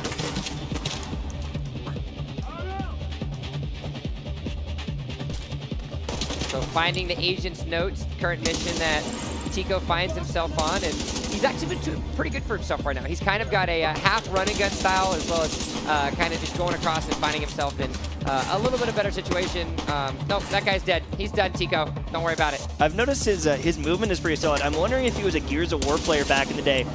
Third person, you know, for some people, it's different than the first person. Like it's such a different experience. But the thing I like about this game is it feels natural with the aiming, and once you get the cover system down, using the actual weapons in the game feels so natural. And then there's, you know, longer range scopes. So if you like that kind of first person look, you can use a long range scope and look down the scope just like a first person game, which is a cool feature as well. Burke Black, yet again, finding himself into an extraction point. And look at this, getting bombarded with grenades. This grenader is not going to stop if he doesn't get out of his way. He's just going to keep getting. And now getting pushed by another one. You can see the AI really kind of working together to try and kill him. Another guy pushing him. And a flamethrower above him. Like, absolute anarchy here in the dark Yes, zone. I would like one order of every archetype of an enemy to come at me right now. Merc Black's luck in the dark zone is definitely a sight for sore eyes. I'm actually surprised he got out of there. Maybe he's got a tanky build that we don't know about. But, oh, look at that. Breaks the fire pack. It breaks the napalm on the back there and blows her up. That was a great usage of that weak point, taking that weak point out. Some enemies have armor, some people have weak points. Taking advantage of either of them to get the advantage. And he's got himself actually at a DZ level of 10, so he's been grinding this pretty hard so far. Yeah, for sure. Oh no. Poor Kirby Llama. Kirby Llama is now down for the count. There's only one enemy left and very weak. It's a one-on-one situation. So we find Haley Nick in a situation. Her teammate Kirby Llama went down. So she's going to have to handle this one solo right now as she's trying to figure out, does she want to respawn or does she want to get herself a spot? This is a very interesting mission as well because you find yourself at the Museum of Natural History. Right. And you actually can have an opportunity to go through some of the specific exhibits currently here, the Vietnam War. Right. Actually, this might be one of the ones where we're going to see some kind of faction-on-faction conflict. So hopefully we see that in one of the final rooms. Yeah, if I remember correctly, I think that's the mission where some of the True Sons actually take hyenas for capture. Right. And you're sent in to retrieve some of the interrogation data, but you end up finding hyena faction members held hostage, and you let them loose and then watch the chaos ensue. You mean let them loose and gun them down like dogs in the street like you did? They didn't even have weapons. Hey man, they're all enemies. They're all weapons. enemies here. You know what? Yeah, that's fair, because that's probably the only people you can take out, ones that aren't shooting back. All right, listen. I'm just saying. I'm just saying. I wouldn't want you in my squad. Too bad. Now, great aim, using that assault rifle at a distance. I love how they just are fighting you all the way across the hotel. They're in another balcony. They just came out of a party with their buddies, and they're like, hey, better take out this division agent. Well, he makes his way through the hotel. You know, casual gunfight into a perfectly working elevator that says, hey, you know what? We're going to come back down. Rock, paper, scissors. What's it going to be? That was a paper. Yep. Beautiful. I want to see this fight up top against Saint. One-on-one, or I guess 1 versus 50, because there's so many enemies up there. Going to be very, very tough to do. Now, we actually have a friendly takeover in progress right now here at this control point. So there's going to be people from around the map making their way there, helping to take control, and then usually more enemies come, and you have to take them out to fully capture it. You see Tico running past some patrolling civilians. You're not the only ones, like we mentioned, that's roaming the streets of Washington, D.C. There are patrolling factions that can help you in a lot of ways and also can create those opportunities where if they run into other faction members, you actually can go and save them and get yourself in. Uh-oh, that's a purple drop he just got. That is a beautiful purple drop. And it looks like a... oh, I thought it was a sniper. Nope. No, tactical M249. Yeah. So that's an LMG, yeah. but a good LMG. It is a good LMG. Very, very good LMG. The rolls you can get on it, I kind of want to just equip it. So as you play through the game and level up, you'll get different rarities of drops. But even in the lower levels, you can actually get high-end gear, the golden tier gear, which is going to have the best perks or talents on them that can give you a really big boost. Like one of them, for example, it's called Berserk. And for every 10% of your armor, that white bar that's missing, you get 10% extra damage. And so if you're in the middle of a gunfight in a 1v1, the lower your health, the more damage you do. And some of those perk interactions are great. You can see here we're back at this demolition site. They're trying to defend it from a faction trying and take back control. And an enemy leader now. And the teammate that Gwyn's actually playing with has got himself onto an actual turret, which, as you can see, absolutely shredding the enemy leader. And another piece of the interactivity is Gwyn does a little two-tap to finish off the enemy leader. Yeah, the world is interactive. There's barrels that explode. There's turrets you can use. There's lots of different ways and tools to win these engagements. And so you'd have to make sure you're looking around your environment, because a bunch of people might be sitting around a flaming barrel, and if you throw a grenade in there, you're going to have a good time, and they're going to be, well, they're going to be dead. They're going to be dead. And you're going to get loot, so it's worth it. That was some analytical genius. That's shoot poetic. Them and you hit them with a grenade, chances are they're going to be dead. Wow. Captivating. So we're in Odia's office now. Now, this is a really interesting mission, which kind of shows the aggressive, but more importantly, the selfish nature that exists within this game. Is you have these different missions where you actually end up going in trying to find specific people that are trying to help, and then they end up ditching you and leaving you, and kind of, again, exemplifying it's kind of a dog-eat-dog world in Washington. Right. And look at that, loot to find everywhere. There's little cubbies you can open up. There's backpacks all around, different cases. And I highly recommend, if you guys are playing tonight, if you guys are playing tomorrow, whenever you get a chance to jump on the Division 2, make sure you're picking up that loot, because it's important to upgrade your settlements, to craft different gear in the future, and even just to sell it so that you can buy new guns and gear down the road. Not only that, but the more you loot, the more you get in those other areas, you get different keys from the different factions, which actually give you these nice little unlocks which have extra gear in them. So yeah, they're hard to find, they're hard to acquire, but when you can actually find them, they give you some pretty juicy extras. Now they're actually getting attacked. They're getting kind of pinched here by multiple different enemies that are trying to stop them from escaping. They're near the end of this mission, and if we haven't seen it yet, there's going to be a yellow tier named sniper on the kind of on the catwalk up there. And if you get caught out in the open, you are going to get murdered. One shot, pretty much. Hits extremely hard, so you have to play very safe around it. So as you can see as well, the enemy's a little bit different than the hyenas that we were seeing. So they're going up against the True Sons, which is a much more organized, militaristic faction within the Division 2 universe. Right, and now Captain Briggs is spawning in. You can see their little flashlight. If you try to aim, will blind you, and it makes it harder to hit the target. But also, these sniper enemies are very agile and smart. They'll move around, they'll roll around, they'll dodge grenades, they'll do whatever they can to get a distance and hopefully snipe you in the head. But getting aggressive can be a really good option as well against them. So we find ourselves back with FaZe Apex here. He's got to eliminate Saint Tetchman. I think they actually were able to take down Saint yet again. Yep. Unless he hadn't spawned in yet, and there's kind of two phases of this, but he might have taken it out already. He's a competent player. We've seen him improve drastically as he started playing. Oh, here we go. Oh no, here it is. All right, so Saint has spawned, and this is that heavy gunner that I think you were talking about a little earlier. Yep, and he is going to be a very tough enemy. You've got to be careful, because if he gets caught out, he's going to get mowed down by this machine gun. True Sons guys trying to climb over. Apex saying, no sir, not today. I'm going to be the one to climb over. And Haley Nick back at it again, as now Curvy Llama trying to help secure this area so they can use the exit. They're actually at the very end of the mission, where they're clearing themselves this north exit out so they can just leave and get the heck out of Dodge. Yep. Only a couple enemies left here. Getting suppressed again. Hang on, bro. I need to reload. 1 second. Wait for it. Don't move. Don't move. Forget. Oh, no! Oh, my goodness. Almost taken out. She has an armor kit, so she's okay. Yeah. These purple tier enemies hit very, very hard. So if you're trying to 1v1 them out in the open, it's going to be tough in a lot of situations. She's just going to stack up the Hyperstorm. Play it smart. Play it safe. It's a tactical kind of game.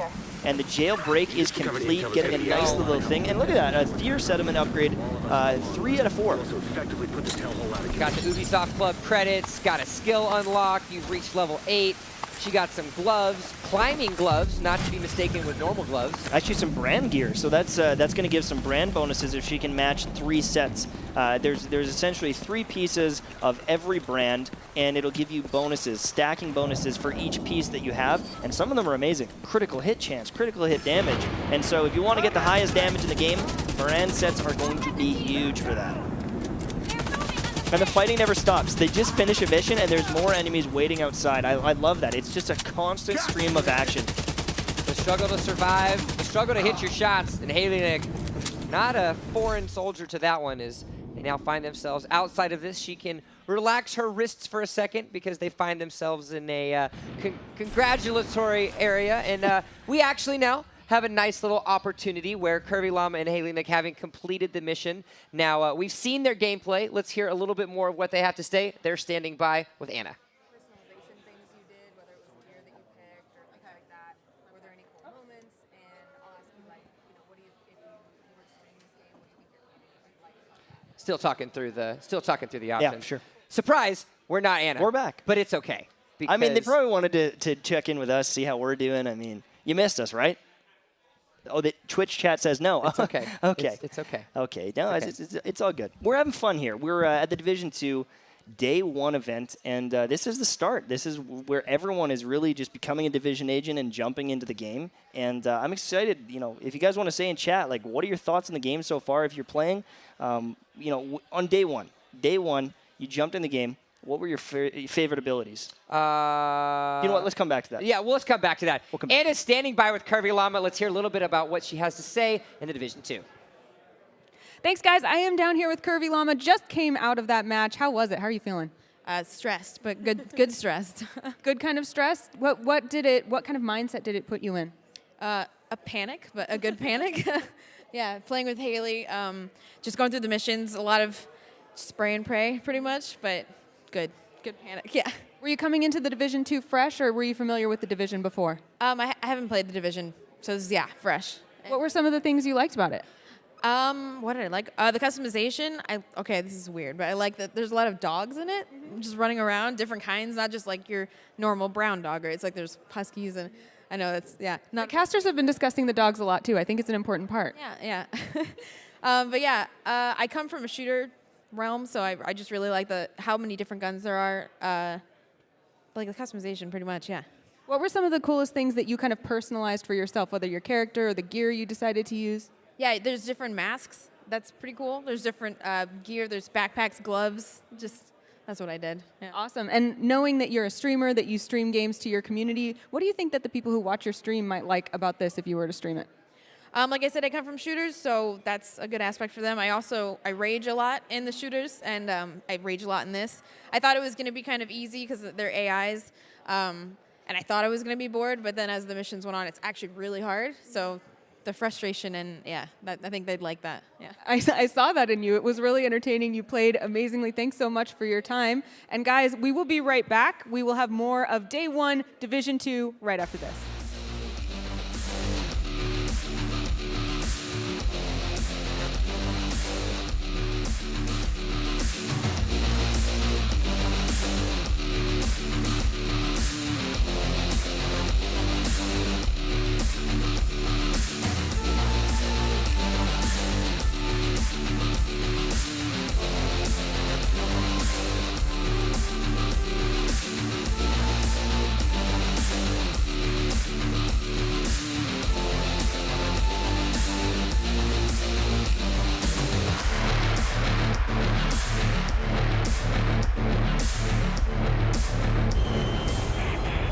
Fellow Americans, this will be my final address. If you can hear this, you are our last line of defense. If Washington falls, our nation will follow. Division agents, our future is in your hands.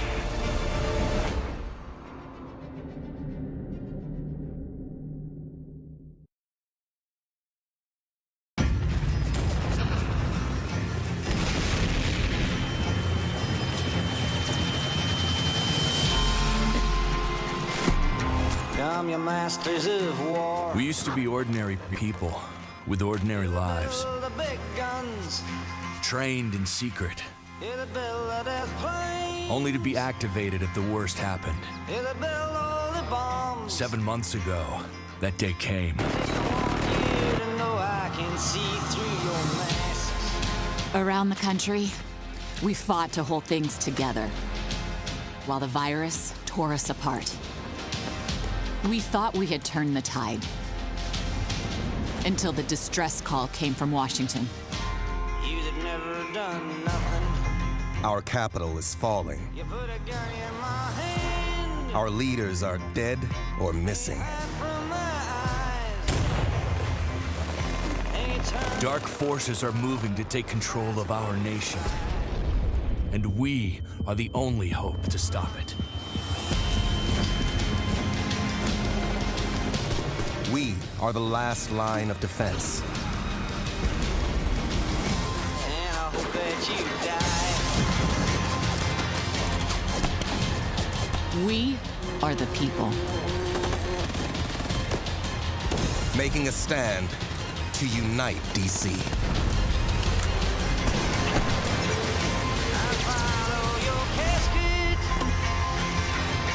And your death will come soon.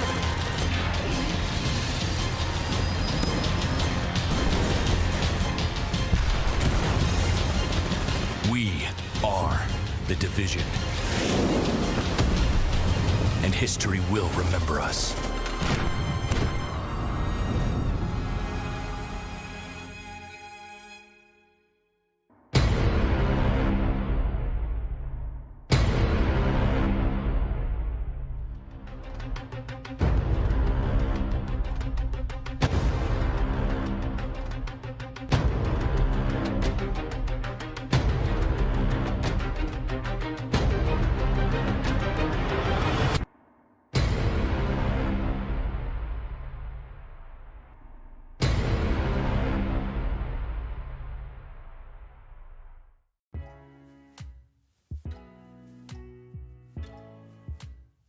Hello, my beautiful friends. I'm so excited. My live show, Playtime with Kitty Plays, March 24th in the HyperX Esports Arena, Las Vegas. If you guys register early, then you'll have a chance to play in the custom lobbies with me and my special guest who's going to be joining me, Myth. Let's get it. I'm doing a meet and greet. I've got an exclusive interview with Baker Mayfield and a few other special guests. Registration is open and it's free. I can't wait. March 24th. See you there.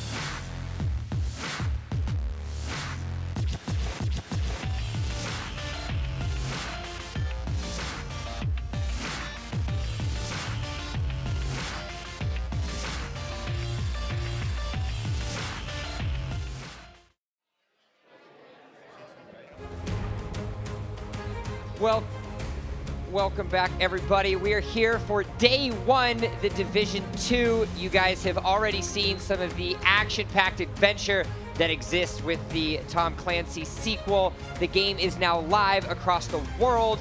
You have had an opportunity to see it. Now you have an opportunity to play it.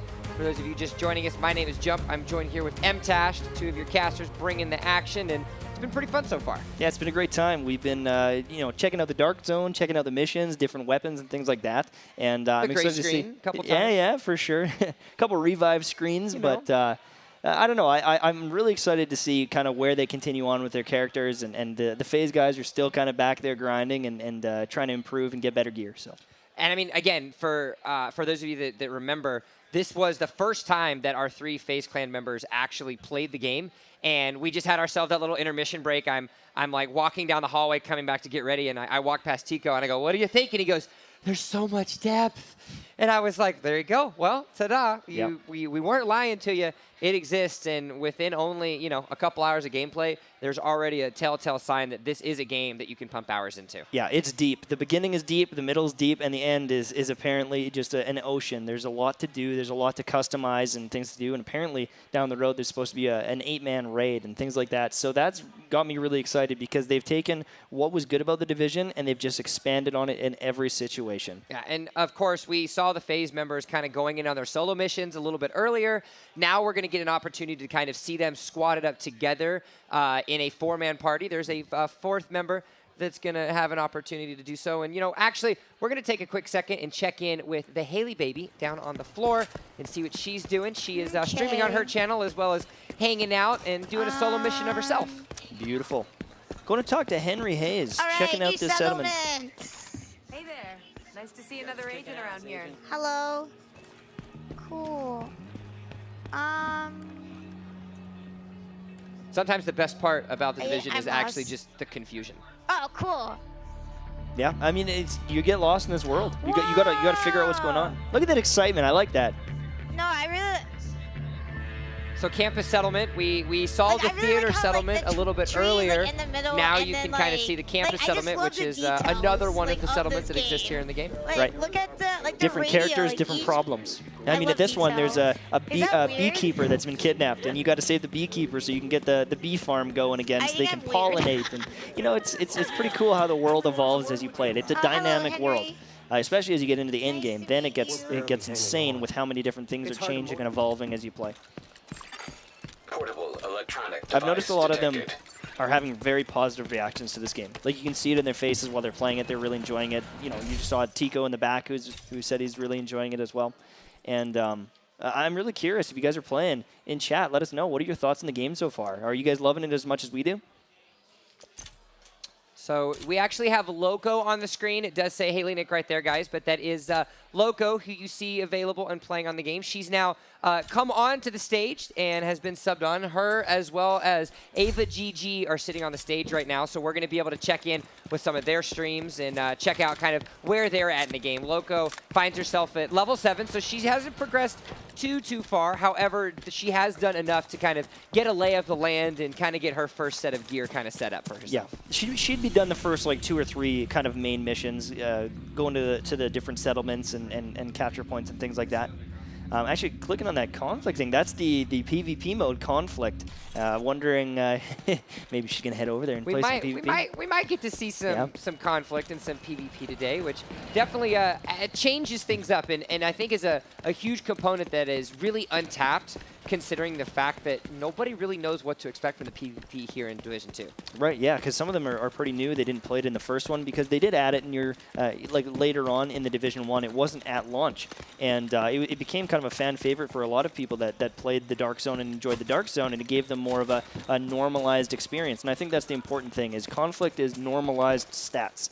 So your weapons are kind of all brought down to even levels. So even if you're a pro player with 500 hours, if you're playing someone who's newer to the game, your guns aren't going to destroy them way faster than they can do that. It comes more down to movement, gun skill usage, things like that. So we're finding ourselves in another kind of random encounter, if you might call them. within a Division 2. It's the public execution. So you actually have members of a specific faction that are trying to do as the name says, public execution of some of the civilians. And so what is it? You need to protect them. So you can see the flamethrower coming out. You can see very angry individuals. And one of the hostages have actually already died. If you look in the top left of the HUD there, you can actually see one of them are down, and you have to try to protect the other one. Yep, and even if you're not right in the area, they'll continue to do these things. You'll see it on the map 2 kilometers away, and if you don't go there, it'll just say hostages or whatever were killed, yeah, were executed. And you can see kind of the health bars kind of going down because not only are they trying to kill you, remember, they're trying to kill the hostages. It actually went down, so you actually don't get the extra bonuses of this because the hostages do find themselves in a pretty bad spot. Yep. Just dead. Oh, you get to see the remorse. You can see the remorse. It's unfortunate, but you got to react. It's kind of like a real-life situation. You can't just watch from a distance. If you're going to go in and save them, you need to be a division agent and be efficient about it, because they'll just shoot the hostages. They're not armed. I'm really terrified to know what you do when you're not sitting here playing the division. What do you mean? I'm helping out. I'm helping out. Okay. Playing my own division. All right. Now I know why you're wearing all black. Yeah. I'm a black tusk. No, we're not going to go that far. All right. I'd like to think I'd be a good division agent. I mean, skulk around in the darkness. Well, actually, that's probably my only skill. I kind of look. Isn't there a height requirement? Oh, come on now. I kind of look like Gollum, so it's like. Don't you dare. It works. Nope. Nope, it's not happening. I'm doing the voice, trust me. No, I'm just kidding. Now, we're seeing a lot of the mouse and keyboard play here, but you can also play on console. And, back when in the first game, I played on console, had a great time. I've played it on kind of both PC and console, and it runs great on both. You can see a little bit of sneak peek at the map there. Checking out the different locations to go, and now doing a little bit of a quest here. And you could actually see, as she was kind of going through different parts of the map, just hovering it over with her mouse, they actually do a really good job at sectioning off the map in Division 2. So you have different districts, different areas that kind of can create that opportunity. It also gives you an idea of where you should go on the map. So, all right, we are seeing Loco on the screen, but we actually are going to go check in with Alex Correa on the main stage. How you doing, my friend? Oh, hey guys, how's it going? Down here, it's me, Alex, remember? Tall guy with the afro. Well, regardless, we're still here at the HyperX Esports Arena, still on day 1, Division 2, and I'm still Alex Correa, I think.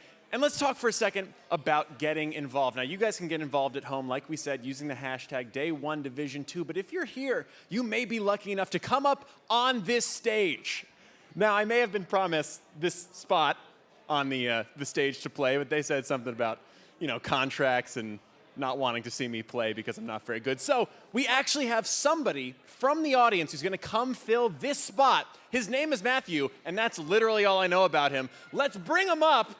Yes, just like The Price is Right. Everyone can yell and clap and scream. $1, Bob. So we're going to bring him up, and let's get to know our next competitor. And again, if you're here, you guys may play as well, so stick around and keep your fingers nimble. Now, Matthew, is that your name? That's it. Okay, good. I'm glad we got the graphics right. You are about to play the Division 2. Have you played yet before? I have played a very little of the Division, so this is probably going to be, it'll be really fun if you like seeing me be bad. Okay. So, yeah. Listen, my shtick is I'm bad, so I'm going to need you. We're going to do a take 2 on that. Just give me like a real confident, I'm so good at the game, and I'm going to kill it. Oh, this is going to be amazing. If you want to see some pro plays, you're in the right spot. There you go. Someone get him a jersey. FaZe, sign him up. So do you have any plans going in, since you're a little bit of a novice, you're a little green? What do you plan on doing when you get in there? Well, when I get in there, I'm going to hopefully just kind of listen to my team. Hey, teamwork makes a dream work. I think tried and true method, it's going to be great. All right, somebody put that on a throw pillow. I can live by those words. Go ahead and sit down. Get ready to play. Give a round of applause for Matthew. And again, stick around because you guys may play here. We might just pick you out and you're going to play. So stay tuned for more Division awesomeness.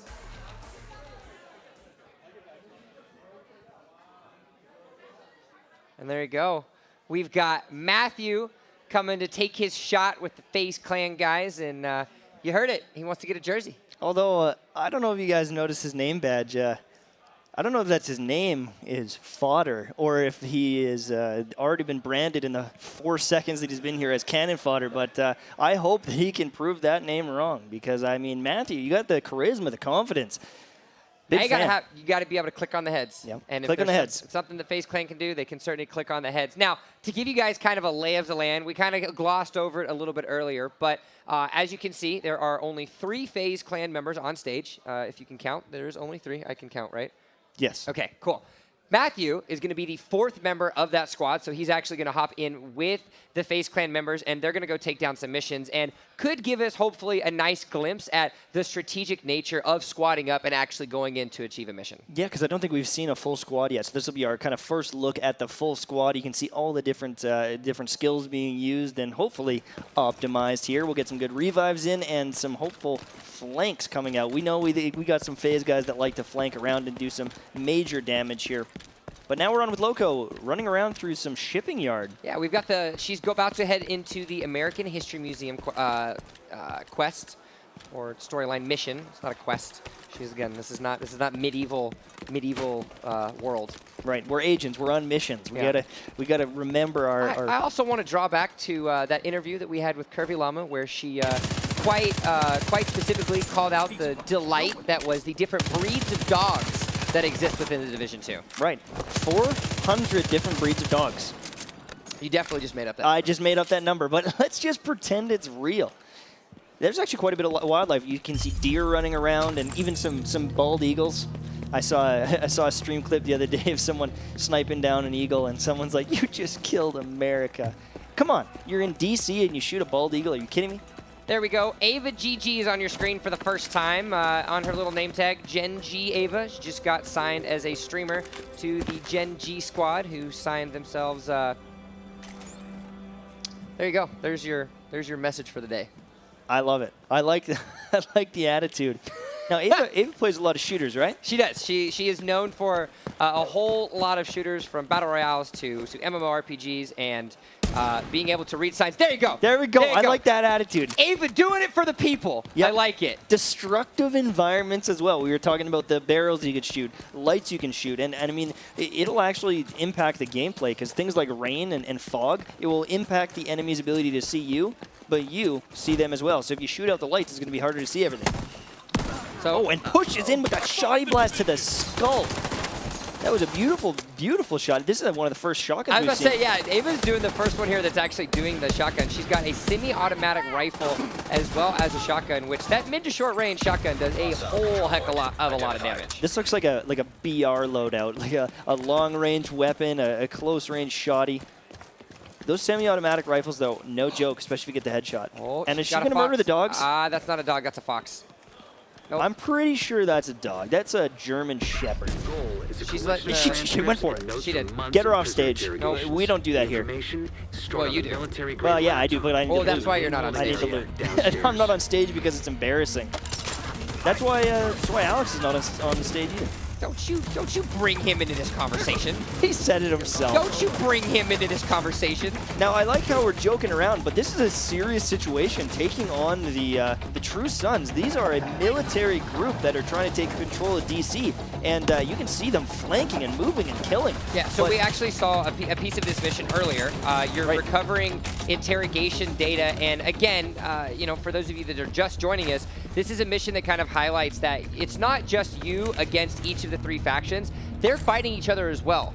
And it's important to note that just because you're trying to save DC, each of the factions are trying to take it back from each other, this kind of 4-way tug of war, if you might call it, for DC control. All right, now I got a question for you. What is your favorite faction to fight in these missions? If you're going into a mission, who do you hope to see?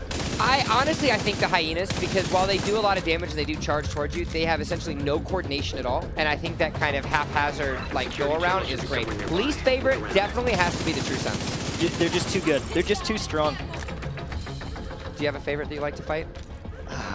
I like the Black Tusk. I know I'm not supposed to bring it up all day, but I just can't stop talking about it. They are militaristic. They've got advanced tactics. They use skills that you can personally use, like turrets and things like that. And it's a dynamic fight every time. They've even got these dogs, these walk dogs that have turrets on the back. and you gotta like break the legs off if you want to take them out. It's just a unique experience. And the best part about it is there is a lot of gameplay that you have to get through to get to them as well. Because if they were to show up at the stage of the game where Ava and Loco and our other players are here at level 7, level 8, there is no way in DC that they're going to be able to take these guys down. No, we are not equipped enough. But as you play through the game and get these different upgrades, it will definitely make you stronger and able to take out more of these armored enemies and these big beefy guys with the hammers and things like that. Some beautiful shots coming out now with that semi-auto rifle. And you can see a little bit of armor breaking off the booty in that on that enemy.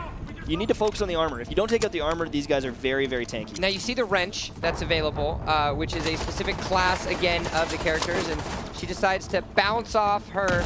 Oh, but he ran right into it. It's a nice little shock grenade.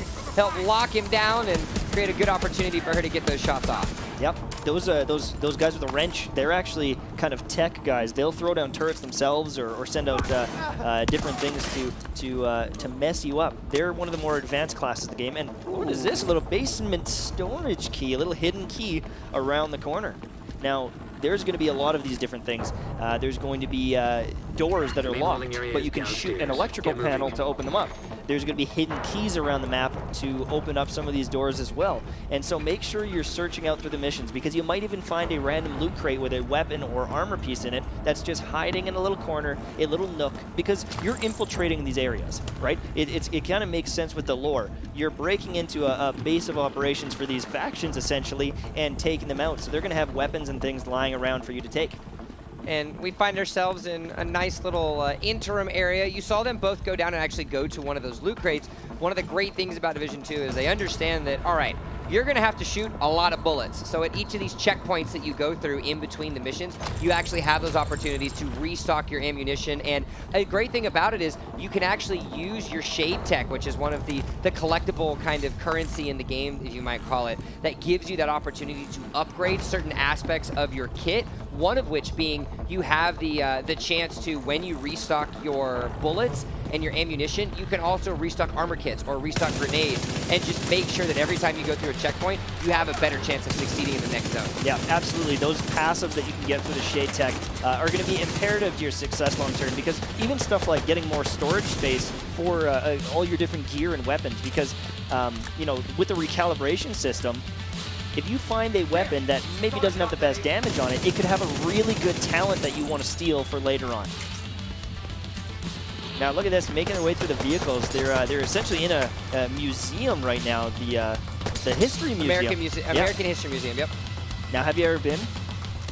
I have not been to the American History Museum, actually, in DC. I'm going. I want to check it out. I want to see, you know, inch for inch, is it the exact same? Is there, you know, is there true sun carcasses around? I just picture you taking pictures with selfie mode around the map and then printing them off and going, no, well, that tile is out of place. That's out of place. No. They actually do a very good job with a lot of these maps. They actually go to the locations and scout them out. They use photographs, different footage to get a feel. Obviously, with some of the stuff, they can't be 100% perfect because maybe that doesn't work out for map design, but a lot of locations and the things you'll see are very similar to real life. Or maybe, you know, you just don't know every corridor that exists within the White House. No, exactly, absolutely. I mean, I've never been to the White House. How am I supposed to know? But the overall models have been fantastic. And again, I keep saying it, the set pieces of this game. I love fighting these different unique areas because it doesn't feel the same. Every mission is different. Every faction that attacks you in these different hallways and corridors is going to be different, and it makes for a very satisfying campaign. I'm going to say the story was one of the better of the looter shooters I've played recently, just because I just wanted to keep playing the story and enjoy these missions. And you can see, actually, Ava and Loco taking their time going through these buildings. We see members like FaZe Tico, for example, that kind of just like runs guns and goes through your different situations. But if you've noticed, they've actually found themselves in these areas where they can find extra loot. They can find these different resources, because as we saw in the settlement, there are areas to use those resources and actually upgrade the settlement and make sure that you can have a long-term gain with those achievements. I have to say, they're pretty surgical right now. Like, they haven't gone down at all. They're winning their engagements against these guys, and they're going against some harder enemies. These are yellow HP enemies. There's one of those kind of mechanic guys that will throw down a turret himself. And so these are lethal enemies if you get caught off guard. If he hits you with that shotgun, you're going to lose like almost all of your armor. Some nice suppression now, trying to huck some grenades into the tram, and actually now pushing up aggressively, saying, I'm taking the fight to you. She's got that shotgun. Yep. Oh, but she's not. She's going to do with the single tap, and again, kind of just seeing how her playstyle is much different than some of the other playstyles that we have seen, and they get them some nice little carbon fiber loot, and things work in their favor. Right, so those are going to be some crafting materials for later on, important to grab. And even, look at that, she found some food. Found some food for the settlements. You can actually go back to the outposts and resupply them. And they will give you some rewards for it. They'll give you some experience for it. All right, well, we got an opportunity to get Matthew set up with his FaZe clan members, and we're going to be able to check in with them in just a second and see what sort of missions they're going to go through. In the meanwhile, we saw the patriotism of the Vietnam War, and there we go. There's our guys themselves, Apex, Tico, as well as Gwilt. And Matthew on the other side of the stage, they're saying, bro, you ready? It's time to go. Are you ready to rip? A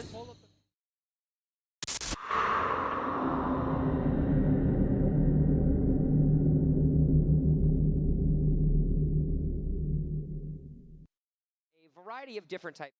And the way that you can go about them, but more importantly, what we're going to be focusing on is the fact that you can do squad up missions. And we kind of touched on it a little bit earlier, but I think it is kind of a good point to talk about it, is if, for example, you have a friend that's put 40 hours into the game and finds himself at max level, but wants to play with you, M-Tashed, then if me, who's sitting at a measly level 15, wants to come in, it's not all for naught. You're not going to find yourself in a situation where things are difficult because normalization exists. Right, absolutely. So you can jump into the same mission and one person's not going to be drastically weaker and getting carried by everyone else. So it makes that experience of playing with your friends who maybe can't play as much a lot better.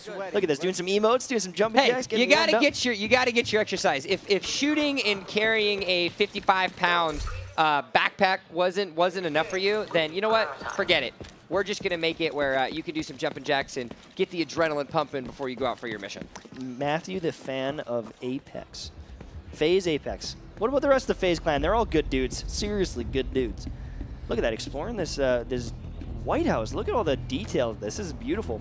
So again, we find ourselves at the White House, which is the main base of operations for the Division 2. It's you saw Tico as well as the rest of them kind of start in that mission where they took down the hyenas to kind of make sure that the perimeter was clear. And you have these opportunities to kind of obviously upgrade your base of operations. And the base of operations also serves as a vendor spot, the place to keep your stash, which is where you can store kind of extra inventory. Think of it as a bank of all of your gear and weapons. You can deposit it, withdraw it whenever you want, or cry that you don't have as good of loot as your best friends. And then there's also the Quartermaster, which gives you the opportunity to upgrade your skills and different perks that exist within the game. Yeah, and then when you get to the end game, they've even got the specializations where you have a brand new skill tree that essentially unlocks that you can make your way through and upgrade even further. So again, you get this awesome kind of beginning to mid game, and then once you get to the end game, things really open up and you have even more opportunities to grow your character. Now, one thing I wanted to mention really quickly about the missions is this situation is almost like the system where you can matchmake and find other players. Sometimes you might be alone and having struggles with a mission, but you can match up with a full team. In this case, we've got the FaZe clan ready to go to help out Matthew, but you can jump in the game and you can find people right at the start of these missions, and you can matchmake, kind of look for a squad and get pulled in with other people. It could be 3 other random players that are all separate, or you could find a team of 3 that are looking for that one last person to loot up. And actually, there's a secret little door there. There was actually a lock on that door, which allowed them to get through. And that's a really big component that you think about it as well. There's the different Easter eggs in some ways, but more or less of areas that you need to be aware of. There are doors, as you said, that have that lock on it that you can shoot it, you can hit it off, and then you can find yourself some very nice loot. I found my first exotic drop actually in behind a grate that was actually locked. Very, very lucky. I still haven't got mine yet. I'm hoping for it. But I got some crafting materials for a pistol, an exotic pistol, but I haven't found a way to get it yet. So I'm still hunting and trying to figure out how to get this cool exotic pistol. So we already find ourselves where one of our FaZe members are down. kills, actually, so he's going to have to be forced to respawn. And just because you find yourself as a full squad does not mean that the enemies aren't just as lethal as they were when you were coming in solo. Yep, absolutely. If anything, they ramp it up to make it a little bit more deadly. You got to be careful. Look at that face of just seriousness. I was trying to find a better adjective, and I couldn't come up with one. You tried your best. You're in the middle of casting this whole thing. I don't blame you. Now, Matthew, he said he's played a little bit of the other one. He's kind of new to the Division 2. A lot of players here are jumping in for the first time because it just launched tonight. So if you guys are interested in a fantastic tactical shooter with skills, loot, optimization, making different builds, PvP, I mean, even raid down the road, Division 2 is out. You should definitely pick it up because I am a big fan. And you should be too. So they're going to downtown east here. They're making their way, hopefully, to the final Epiphany mission. Well, that's actually, sorry, that's a safe house they're trying to make their way to. Safe houses unlock multiple different opportunities. You can get bounties, you can get fast travel options there. And I think, yeah, that's kind of the big one is fast travel. It's obviously great to kind of run from one side of the city to the other, but there are also those situations where, you know what, you just want to go to a mission and you just want to find yourself in a spot to party. Yeah. So what better way to do that than fast travel, and making sure that you actually get those safe houses are actually extremely important in doing so. Is we find ourselves, we're getting ourselves, again, a nice little jumping jack. They don't have the clearest of comms, so sometimes a jumping jack is the way to just say, all right, buddy, let's do it. We're ready to go. Now, they're seeing a control point right now. They're assaulting the control point as a team. You can see a ton of enemies do not want to give this control point up. They're in the middle of the street with a turret laying down fire, so they're going to have to play this smart so they don't get melted.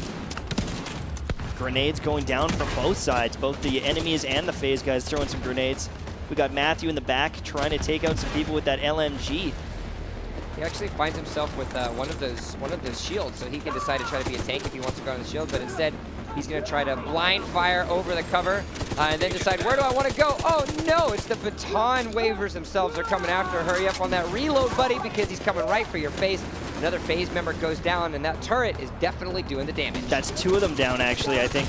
We're, wow, these enemies are hitting very, very hard. We've got someone on the right side getting res. Matthew, actually the only one alive in this situation, needs to stay safe so he can get those revives and keep this control point assaulted. Hey, he said he wanted to get signed to the FaZe clan, or more importantly, Alex said he should get signed to the FaZe clan.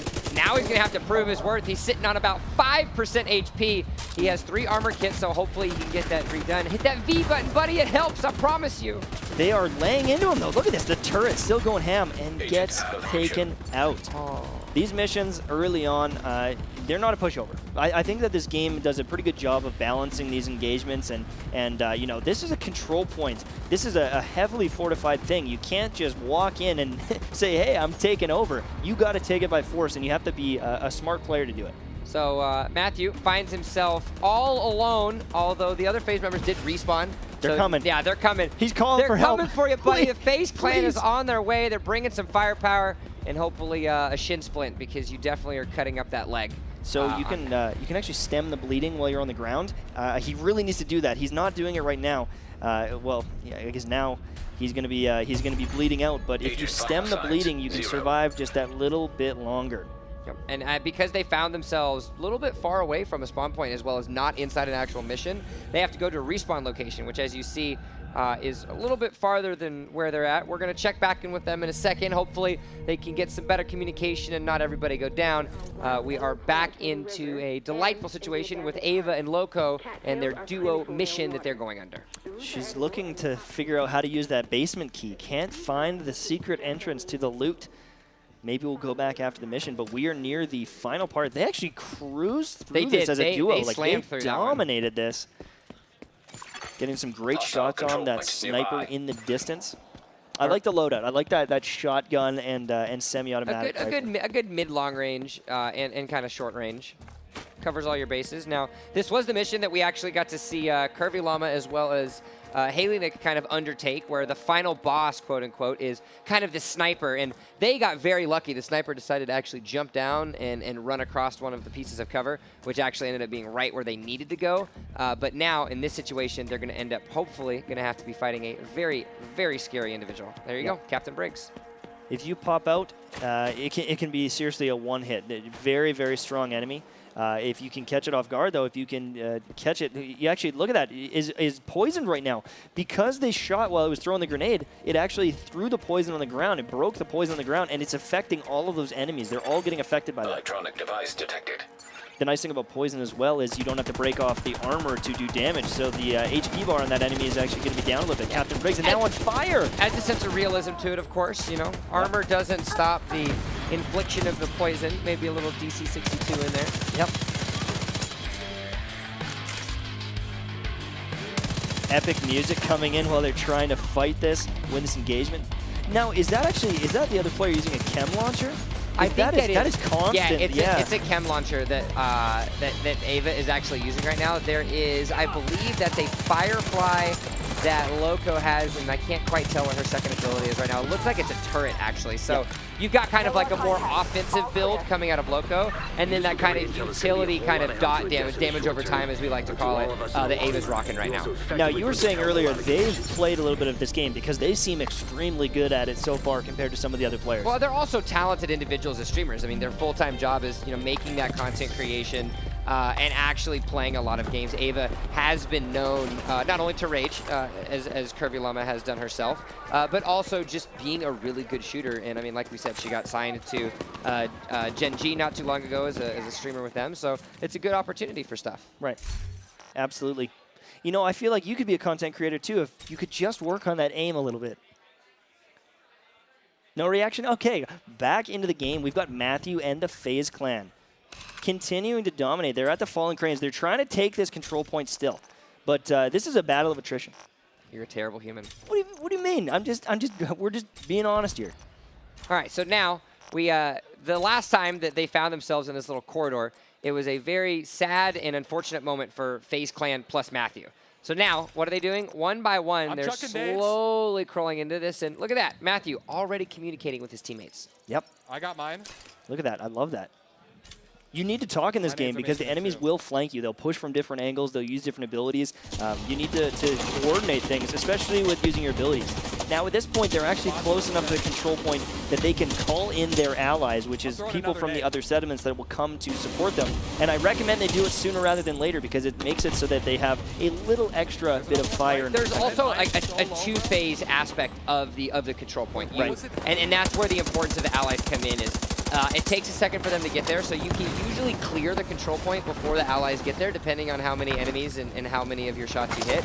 But once you take the control point, you then have to defend it from from the same faction that you just took it from, because they try to kind of go for a retake option per se. Right, and they're going to send a beefy boy at you, a yellow HP bar, sometimes even named enemy that's going to take you out. So getting those allies in there to help protect it is going to be a benefit. But, you know, these control points, they're definitely worth the time. We were saying earlier that once you actually get that, there's multiple chests inside that you can open up. There's multiple bits of loot you can get. And in some cases, you might come out with 2-3 weapons or armor pieces, and they can be big upgrades to your character's gear. But, you know, FaZe clan, they don't care. They don't want to call by nearby allies. Oh, there you go. Yep, there's a flare going up. So now there's going to be some guys coming. They're trying to take out this leader, level 4 Grenader. You got to be careful they don't eat some grenades from him, though. Looks like they've got a nice little perimeter. Apex has got a nice little shot on him. He's going to come out. There you go. They took them down. So as you can see, control point has been cleared, but it's not done quite yet, because as you can see on the top left, not only do you secure yourself the control point, but now you have to defend it before you get awarded that delightful supply crate that everybody loves and enjoys. Yep, and they are going to be in the middle of a bunch of enemies here if they're not careful. They are flooding in from all different areas, and these ones are just as beefy as the ones that were defending it. So you have to be pretty careful, because if they get up close and personal, your health is going to get shredded, or your armor and your health in this case. They made some changes in this game where you have a white health or armor bar above and then the health below.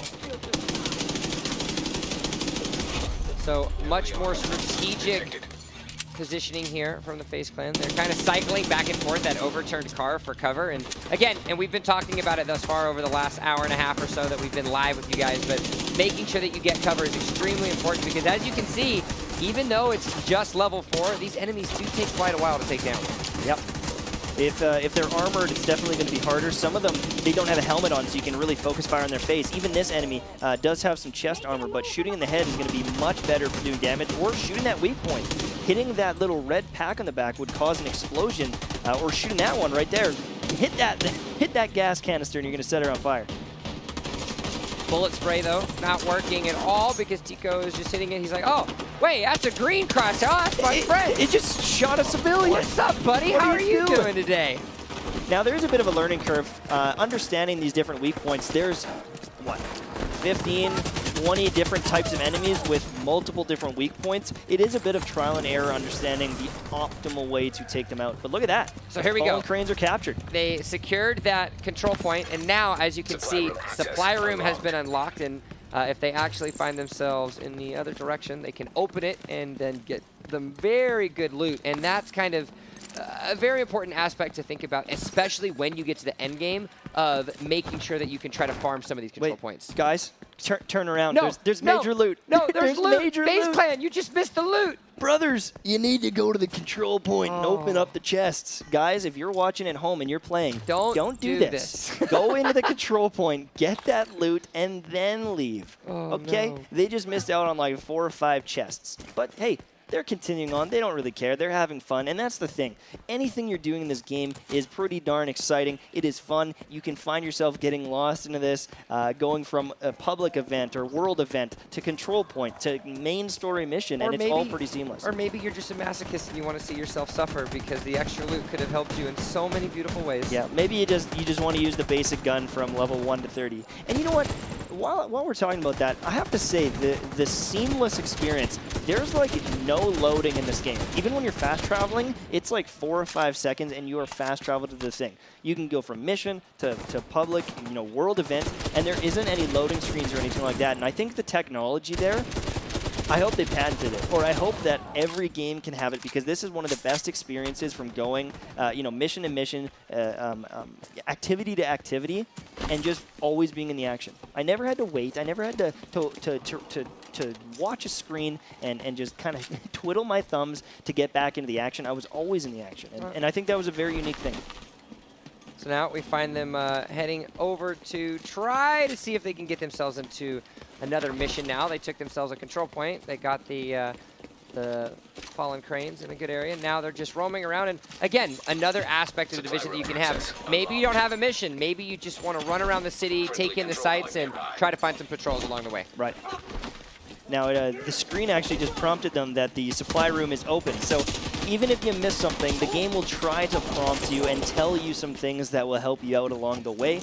Maybe they'll listen in, maybe they'll go get that loot, but they seem like they're on a mission to just murder all the factions. If there's anything that we know, it's the FaZe Clan does what FaZe Clan wants, as Apex clearly let us know that the District Union Arena, it was his, and he wanted it, but now he's with his team, and here we are. We see ourselves in a situation where we've got a patrol coming in and gathering water. Now, these patrols that kind of go in and out and kind of gather those resources, as you progress the game and as you're actually able to kind of give donations and add different projects, some terminology that you guys will become more accustomed to as you play, will actually help you out in the long run. Right.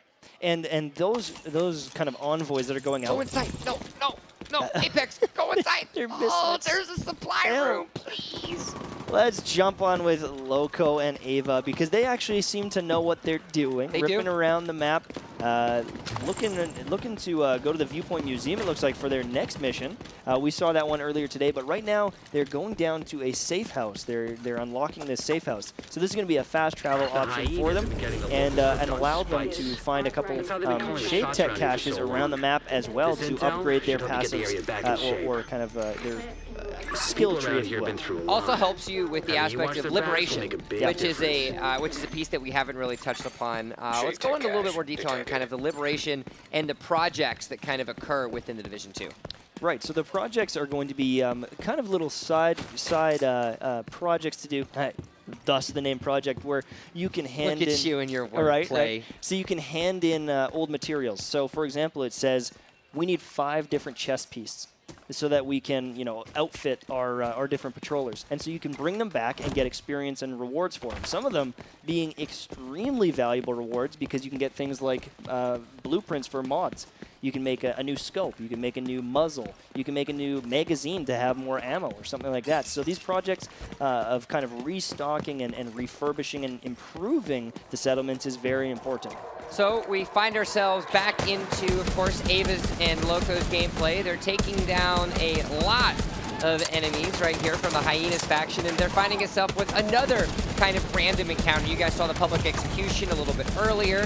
This is a new one that we're coming across called the Propaganda Broadcast, which is exactly as it says. The Hyenas have overtaken one of the radio, portable radio units and have started actually uploading one of the Hyenas propaganda. So your job is to do exactly what you would expect it to do. Reprogram the speaker controls so that way it's actually doing the radio signals of the civilians and kind of your personal civilian faction while also defending it to make sure that they don't retake it. Right. And they aren't, they're not going to go up easy. They're not going to give up easy. They're going to send wave after wave of enemies towards you, and they're going to sprint at you with a baton. You better get out of there, Loco. You got to be careful because one hit's going to take you down.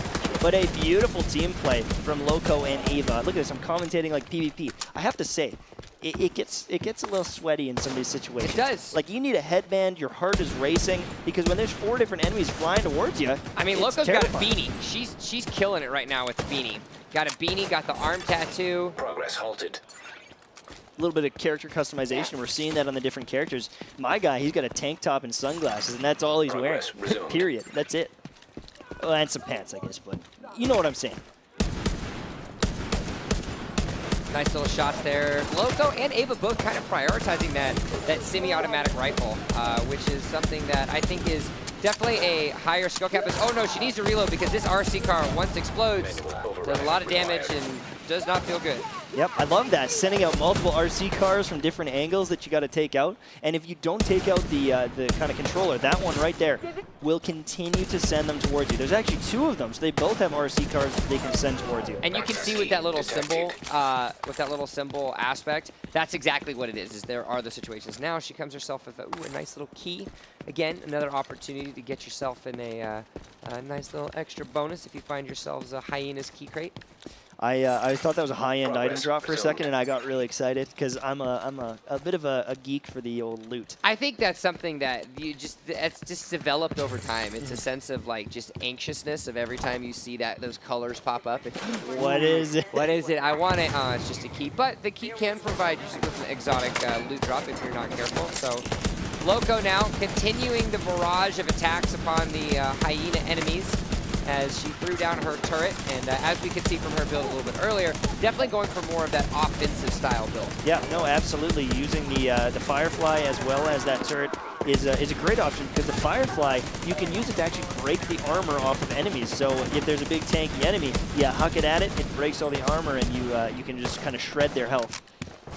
I like the healing, though. Honestly, for me, I like having the healing You are options. a healer in the team, aren't you? The guns, like if you get good gear and weapons, you can be so strong with your weapons that you just need to keep yourself alive more than anything. So I like the different playstyles. But why would would you have to keep yourself alive if everybody else is just dead?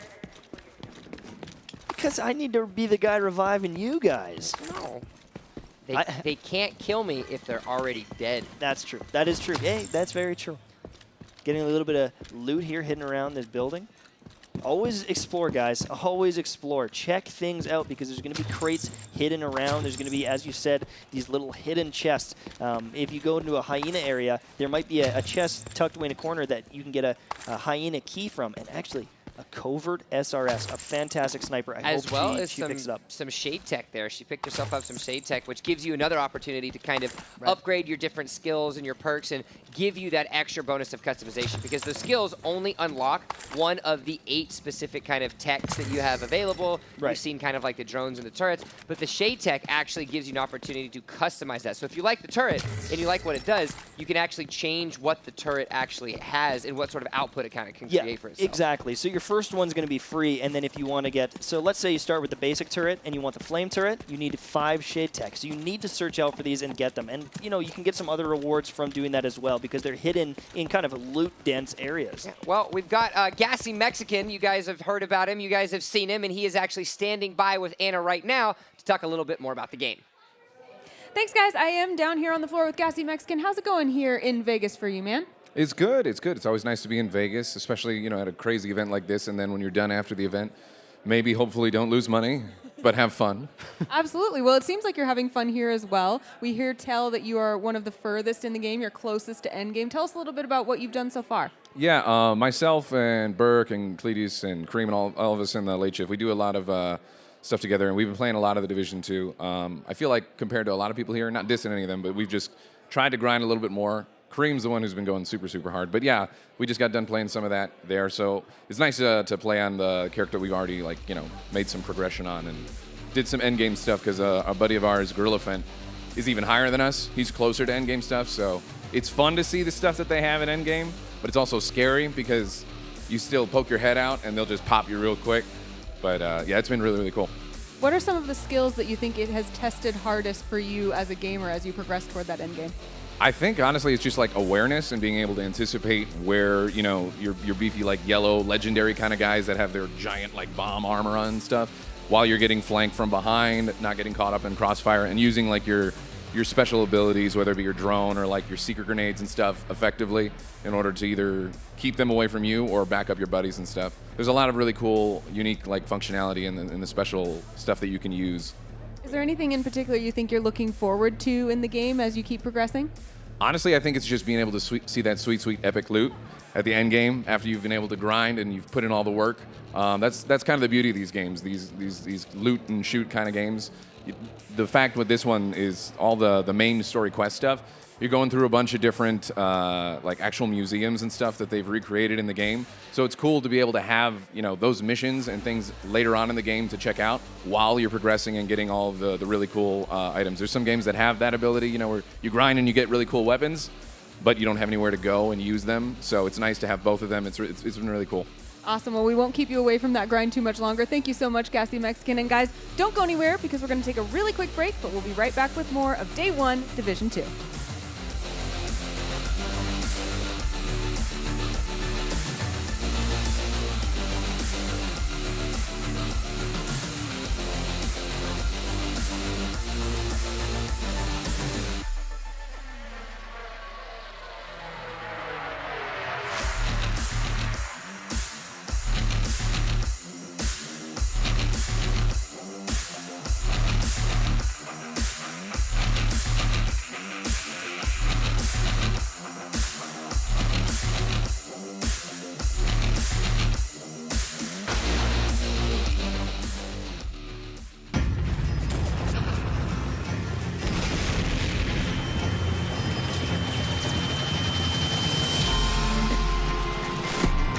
Come, your masters of war. We used to be ordinary people with ordinary lives, The big guns.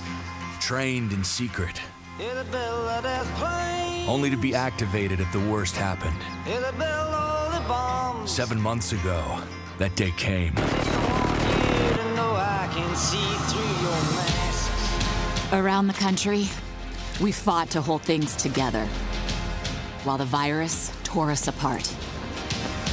We thought we had turned the tide, until the distress call came from Washington. You that never done nothing. Our capital is falling. You put a gun in my hand. Our leaders are dead or missing. From my eyes.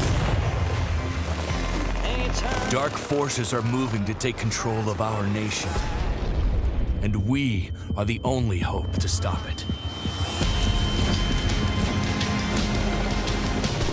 We are the last line of defense. And I hope that you die. We are the people. Making a stand to unite DC. I follow your casket. And your death will come soon.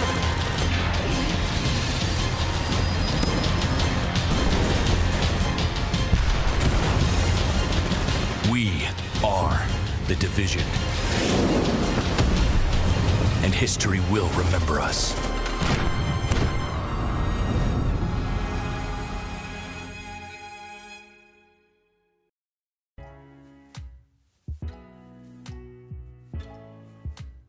Hello, my beautiful friends. I'm so excited. My live show, Playtime with Kitty Plays, March 24th in the HyperX Esports Arena, Las Vegas. If you guys register early, then you'll have a chance to play in the custom lobbies with me and my special guest who's going to be joining me, Myth. Let's get it. I'm doing a meet and greet. I've got an exclusive interview with Baker Mayfield and a few other special guests. Registration is open and it's free. I can't wait. March 24th. See you there.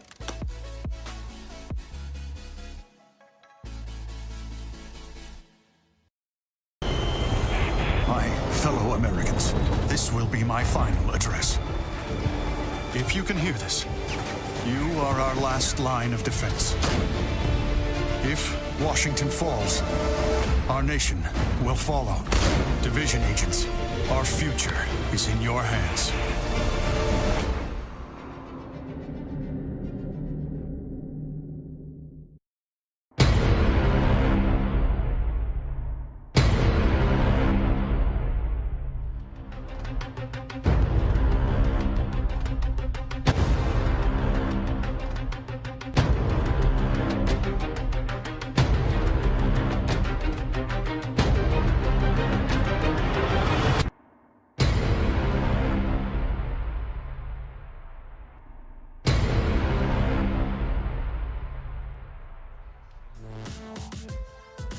Welcome back, everyone, to day one, the Division 2. We have been grinding away at the newest installment in the Tom Clancy universe. My name is Jump. I've been joined here by the delightful Imtashed, a.k.a. the Carry, a.k.a. the wannabe Black Tusk, a.k.a. the finger gun guy. No, don't do that. You only seen one variation. I mean, just like in Division 2, there's customizable.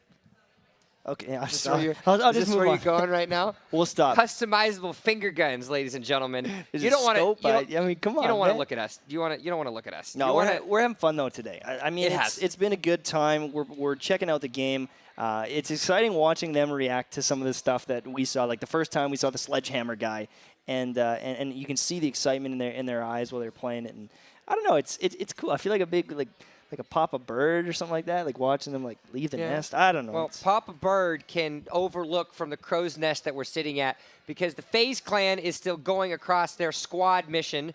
As you have seen, we've got Apex, we've got Tico, we've got Gwild, and we've got Matthew, who's been hanging out with us and supporting them the best they can with a delightful array of jumping jacks. Yes, and doing pretty good. I mean, he got brought in, and I mean, he looks like a FaZe clan member. Okay, maybe not that good, but he's trying his best, and they're all kind of rookies at this. This is the first time they've all got the chance to play, but now we're a couple hours in, right? These guys are starting to get some builds going. They've got some of that brand gear we were talking about earlier, kind of getting this essentially set gear on their characters. So the damage is going up, and we are now doing a new mission. So this is for Division fans that played the first game. This is a mission that kind of hits close to home because Isaac, as many of you remember from the first game, is active and available here in the sequel, and you actually find yourself having to reactivate the Isaac node, so that way Isaac can be back in your ear, back in your life, and of course back in your heart. Right, and that's going to be a big quality of life for your Division agent because having that Isaac system is going to give you a lot of information about your surroundings, about you know, any things you might find around the map. If something's toxic and going to kill you, Isaac will scan it and tell you. Tico, so it's important. Looking down that Hyena member in the face. Doesn't care at all. Of course, you've got a little half beef. The half beef boy, right? There's the big beef boy, the half beef boy, and then just a crazy lunatic that runs at you with a baton. Ooh, little M870 Express gets you a little pump action going. Now, what I'm noticing here is these guys, multiple people only have one ability unlocked. They actually have a skill point available, but they haven't gone back to the base of operations. make sure that you guys are going back to the base of operation to get these different upgrades. There's the, like the passives that you can get for Shade Tech. There's the different abilities. And having 2 abilities on your character is going to be a big boost to your ability to beat this content. And we kind of glossed over it a little bit earlier because we had to hear from the glorious words of Gassy Mexican, but Shade Tech. We haven't really talked too much about it. You know, it upgrades your stuff, but what exactly is Shade Tech? Shade Tech is highly advanced technology that is Division funded essentially. It's the the Homeland Security kind of Division tech, and so getting this stuff is important because you get it out of the hands of the potential hyenas or the true sons, and you bring it back to the Division and can use that tech to upgrade yourself further. Because as we said, it's going to cost 5 to get some of the new abilities. If you don't have a skill point, you need a bunch of this Shade Tech to get different variations of the skills, such as the Reviver Hive or the Recovery Hive. They all have such different functions that on different missions you might want a different one. There are some missions where the turret is phenomenal. There's others where it struggles because there's too many high walls and places that people can hide behind. So we are FaZe Clan plus Matthew, or is it Matthew and the FaZe Clan, the newest band? They're looking pretty even right now, I'll tell you. I've been impressed. If you were a member of a band, what would you be? Would you be the bass guitarist, the lead singer, the drummer? What would you be? I'd be the guy that plugs in the guitars. I'd be that guy because would you be like intern level, or would you just be like the groupie that just wants to tag along? I would overlook the guy that plugs in the guitars because I don't trust myself on that stage. Jeffrey, why aren't you plugging in the guitars? Sorry, man. No, I mean, I would sing a show tune for you, but I don't want to ruin your eardrums right this second. Thank you. Well, all right, guys. Isaac is back. We reactivated the node, and now we've got to find Agent Espinoza. Yes, now this is going to be a treat for you guys while we play through this. I'm not going to spoil anything, but this mission was definitely a fun one. I loved fighting through these different environments, going through the garage and things like that. And there's a sniper down there. They need to be very careful because if they're out in the open, and a grenade on the floor almost kills his other FaZe Clan members. Yeah, you actually can see the arc of where your grenade is going to hit, and you saw. Yeah, he ran forward a little bit too fast, which changed the arc because of the physics of the game. Ends up hitting the roof, knocks it down. Thankfully, it didn't blow anybody up, but it's still something that you have to watch out for in the game. Gwit, very good movement, making some great transitions from cover to attacking different enemies. It seems like he's become very, very comfortable with the mechanics of this game. The cover system is very imperative to learn because you can do some actually pretty advanced stuff. You can do cover-to-cover movements where your character will actually move from point A to point B automatically by pressing a button, and you can reload on the way. Yeah, you can actually see there's these little markers where the spacebar, which is the current button that he has for cover right now, you can see the spacebar appear in other areas. It actually shows you a little track of where you're going to go. You can hit the reload button, go over there, get yourself in a new place to cover, as well as find yourself with a new rack of ammunition. Right, and it's actually one of the fastest ways to move while reloading because you don't get the penalty while reloading like normal. You actually sprint over there, reload on the fly, and in the later missions, it's almost imperative. You will die if you don't do it in some cases because you need to make some distance. So really a nice little effort there. You can look on the minimap. Gwit's actually kind of off doing his own thing, going for a flank, yet again showing the kind of difference in play styles, but more importantly, the importance of that strategic movement because there was, you can see that they were actually drawing the aggro, as you might call it, from the enemies, gave Gwit an opportunity to circle around, get himself a nice little flank. They got themselves the kills, and now it's all about finding Espinoza, but more importantly, it's saving Matthew. He's down. He's down. And there's a beefy enemy right here. They need to be careful because it's a yellow health bar enemy that is going to do extra damage, but is also a little bit stronger HP-wise. So in a 1v1 duel, you're going to have a tough time, but look at that. A beautiful little flank from Apex coming from behind. I like how you can kind of distract the enemy and get them attacking you while someone else moves in on the flank. So, again, we have activated the Isaac node. Now we are searching for Agent Espinoza, which again, this is one of the first missions that is possible to do. You can hear the screaming, you can hear the yelling, and this is where things get interesting. Yep. I don't know how much more this dude can take. So it sounds like a little torture session right now. They better go quick. Agent Espinoza is not going to last long. but they got to make it through this kind of makeshift lab. The hyenas actually, they make almost a drug that they use to kind of brainwash people, but also they consume it in the middle of fights to beef themselves up and power up. And in that last little kind of mini cutscene or voice cutscene that you kind of had, you actually got to listen to a very important member within that hyena clan as well. Right. There's kind of different ranking officers and named enemies that that kind of lead this faction and guide them through the takeover of DC. And so taking them out is going to be a great way to weaken that faction, but there's always someone higher up on the chain. And the individual they are dealing with is not someone that the Division is quite a big fan of.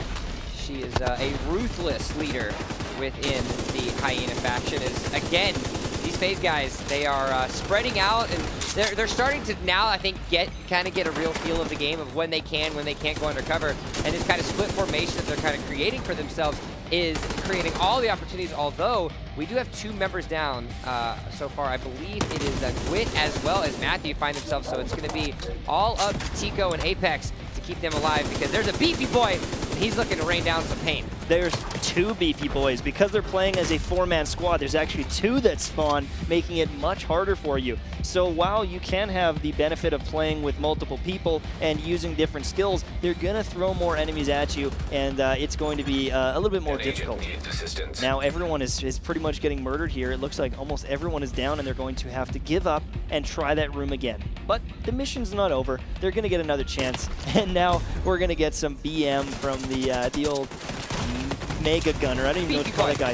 Beefy boy, beefy buddy. With an eye. Now, Loco and Ava still doing fantastic right now. They've been grinding through these missions, doing some territory control and other world events. They're securing the perimeter right now during this one, territory control. They're just trying to clear the area of enemies. They get a nice boost of experience and even some armor or weapons that can drop. Yeah, they've been doing a pretty good job of grinding. Loco, when she came into this, was just at the start of level 7. They've been playing for about, I don't know, 40, 45 minutes now. And she's actually leveled up 2 full levels. So if you put in the time, the game certainly rewards you as such. Look at that. A little gear stash, a little brand set from Providence Defense. So that might be a nice little upgrade. You got to make sure that you're changing out armor and weapons as you go, because as you level up, the gear that you get will be stronger and stronger. A weapon you get at level 2 might do half the damage of a weapon at level 7. So you always need to adjust and use the best gear that you find to have the best chances at some of these missions, because they get hard. Like they get much harder with more purple and yellow health bar HP or enemies. RC car blowing it up there. Got to take out those kind of controllers, because they will just send an endless barrage of cars, and they will set you on fire. Nice little right hook to the face, says Ava. That's how you know. Ava's character is a boxer, hand-to-hand military combat, and with heading purple over hair. Yeah, with purple hair. With purple hair. Distracts the enemies up close. It's the ultimate fake out. Is that person shooting me with purple hair? Headshot, done. Now, you were mentioning this a little bit earlier as well, of where this is a situation where both Loco as well as Ava find themselves with skill point unlocks available. You can find it in actually the bottom left, and this is a situation where they're making a conscious decision to kind of grind XP and to grind some extra goodies instead of actually going back, fast traveling, or walking all the way back to the base of operations in the White House and unlocking that next skill. Right.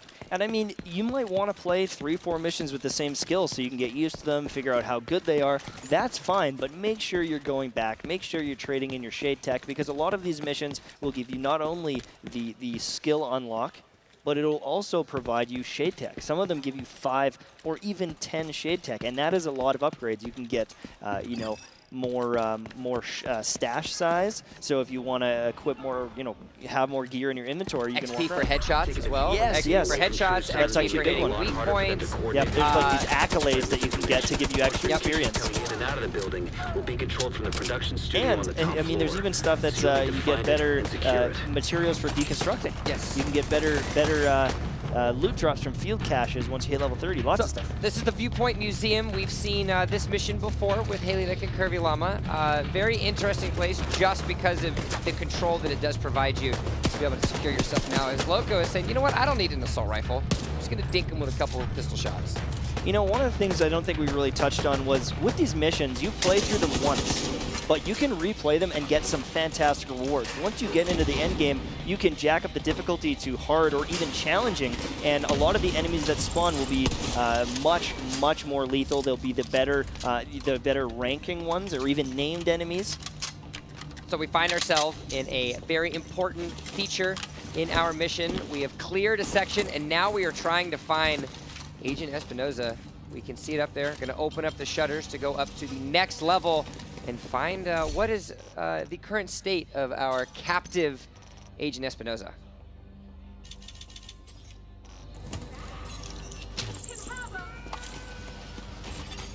Agent Vital Signs, 0. Oh god, I think she just dropped him from the roof.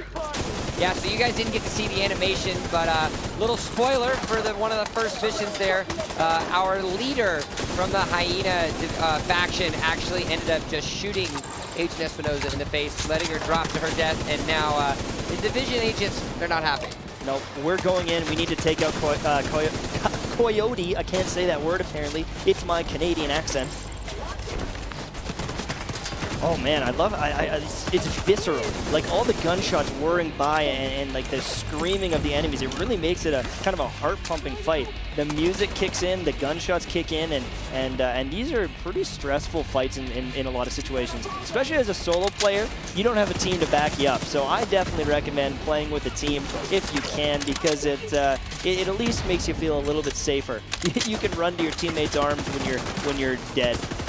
So Gwit actually is rocking a pretty interesting loadout right now. He has the fully 100 mag LMG, but he also has an SMG to try to help get him with a little bit of extra close range. What are your thoughts on the SMGs in this game so far? We've talked a little bit about the LMGs, the single shot and fully automatic rifles, but we haven't really talked too much about the SMGs, as players have kind of been defaulting to those longer range weapons. Right, so the cool thing about SMGs is even though they're closer range weapons, they have built-in critical hit damage, and critical hit chance. And so if you can stack on critical hit chance, critical hit damage, they can be one of the hardest hitting weapons in the game. Typically the magazine size is a little smaller, but if someone is pushing you and you need to kill them fast, SMGs can be the way. Because even the RPM, the rate they fire, can be like unbelievably high, double the amount of some weapons. So I think having an SMG in your back pocket is a great tool to have. I actually probably prefer them over. I want to know what kind of SMG you can fit in your back pocket. Not a very big one. Okay. Maybe a couple, but that's for another discussion. Wait, what? Matthew. Back to the guns. On our screen right now, they are needing to neutralize Coyote because she was not nice and decided to kill our fellow agents. So they are needing to neutralize the forces and then find the leader, one of the leaders rather, here of this Hyena faction. Now she's at the far end with a sniper rifle. So if you're not careful, you're gonna get domed. Now Matthew kind of out here, a little bit exposed, honestly, to that sniper shot from across. Needs to be very careful because one shot is going to be enough to put him down at this point. That's a nice little mid-range shot. Yep. Over to FaZe Apex now. He's hanging out with Tico on the right side of that map. The suppression is coming out, and he's going to decide to use that opportunity to push. He's got a nice little shotgun to the dome, and that's going to be an opportunity for him to push up against Coyote. Now, if you can get close to those snipers and flank the way they are, it can provide you an advantage because typically they only have a little pistol, a little sidearm to defend themselves up close. So getting as close as possible to those snipers is going to be best. And actually, you just that grenade, beautiful grenade throw all the way across the map. And it's a really good effort by Gwit as well. Besides the fact that he just got napalmed and is trying to stop, drop, and roll, and okay, whew, he's not on fire anymore. Yep, there's actually oh, wow, look at that loot drop. There's like 4 items there. You could have done for Espinoza. Multiple greens, some crafting materials, and now look at that 10 shape tech. Yep. That is huge. So the base of operations actually just got upgraded. So there's going to be new crafting stuff you can do there. There's going to be the shade tech, but also the potential to invite new people to the base of operations for you know, the crafting table, the recalibration station, the bounty table.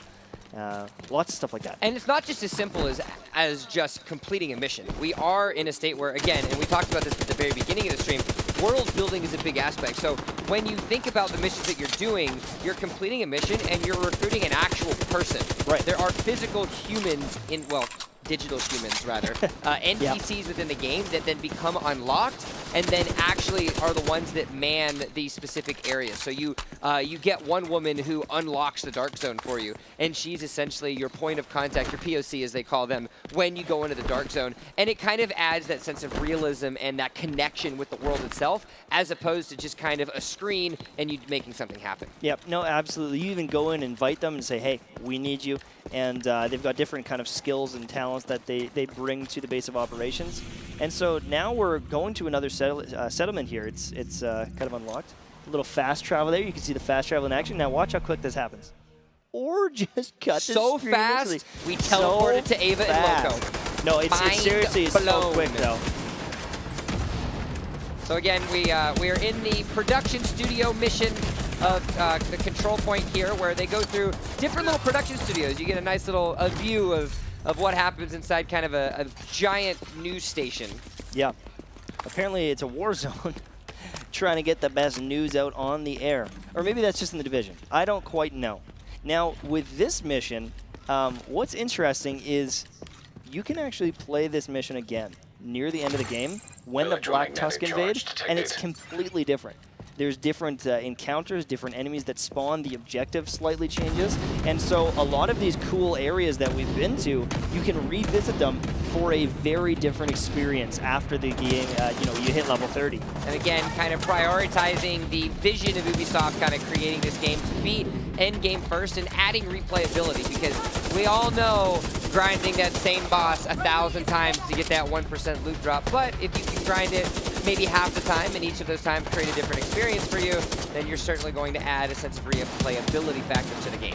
Yep, I think with the mixture of the replayable missions, with the rewards you can get from doing those missions, the dark zone, conflict, I think there's a lot of opportunities to vary the way you get loot and still kind of make progress on your character. Because I know that some people, they don't want to fight that boss 100 times. Yeah. Other people do, and that's fine. But if you're jumping into the Division 2, which just launched tonight, there's a lot of ways for you to enjoy it and get your character up to the max level. It's been just over 2 hours since the game has went into the full launch, so hopefully you guys are out there grinding yourselves away, and hopefully we can see some interesting aspects of the PvP continue to develop as well, because I know that that's something that a lot of people are excited to see in the different conflict missions, and the way that you can kind of go up against each other and test out how good you really are. As we say that, and it looks like Tico might actually be going into it. So they're going to matchmake into it, so you can actually kind of run around and kind of, you know, fight some enemies while you're matchmaking, it looks like. And they're actually going to match up against other players just around the world that are playing right now. Yes, that's what PvP means. Yeah, but I just mean, like, they're not here playing. They're around the world hanging out, playing against the FaZe guys. Ah, okay. And they're going to be in for one treat. Although these FaZe guys are kind of rookies. Maybe they're going to go against the top Division players. Are any FaZe members actually rookies, though? I don't know. I saw Apex lose to a level 2 enemy earlier. So, I mean, what are you going to say about that? I mean, yeah, but he was also standing in the middle of the District Union Arena, so. That is very true. Very, very Hint true. to new players, don't go there yet. Yeah, you're going to want to wait to about 25 levels. So we're getting into one of the final locations in the production studio. You can hear the True Sons down the hallways, ready to engage, or I guess ready to defend. And this mission kind of illustrates, not illustrates. I made up a new word. Surprise. I like that. I like that. Illustrates another aspect of the fighting mechanics in this game is the verticality that the game creates. If you're not just fighting enemies like what Ava is doing at the same level as you, they're above you, they're below you, and it really simulates real warfare and actually going up against a lot of different people. Right, they're gonna push you from up Yeah. top, and they're gonna try to get height advantages over you. And if you can get above them, they're really panicked because they can't really escape. So from what you. he does every time he looks up at me. Yeah, exactly. I'm about 4 feet shorter than you. Does it get lonely up there? No, you get nosebleeds every once in a while. The altitude kind of, it kind of messes with you a little bit. Right. You can just see so many enemies flock into the area.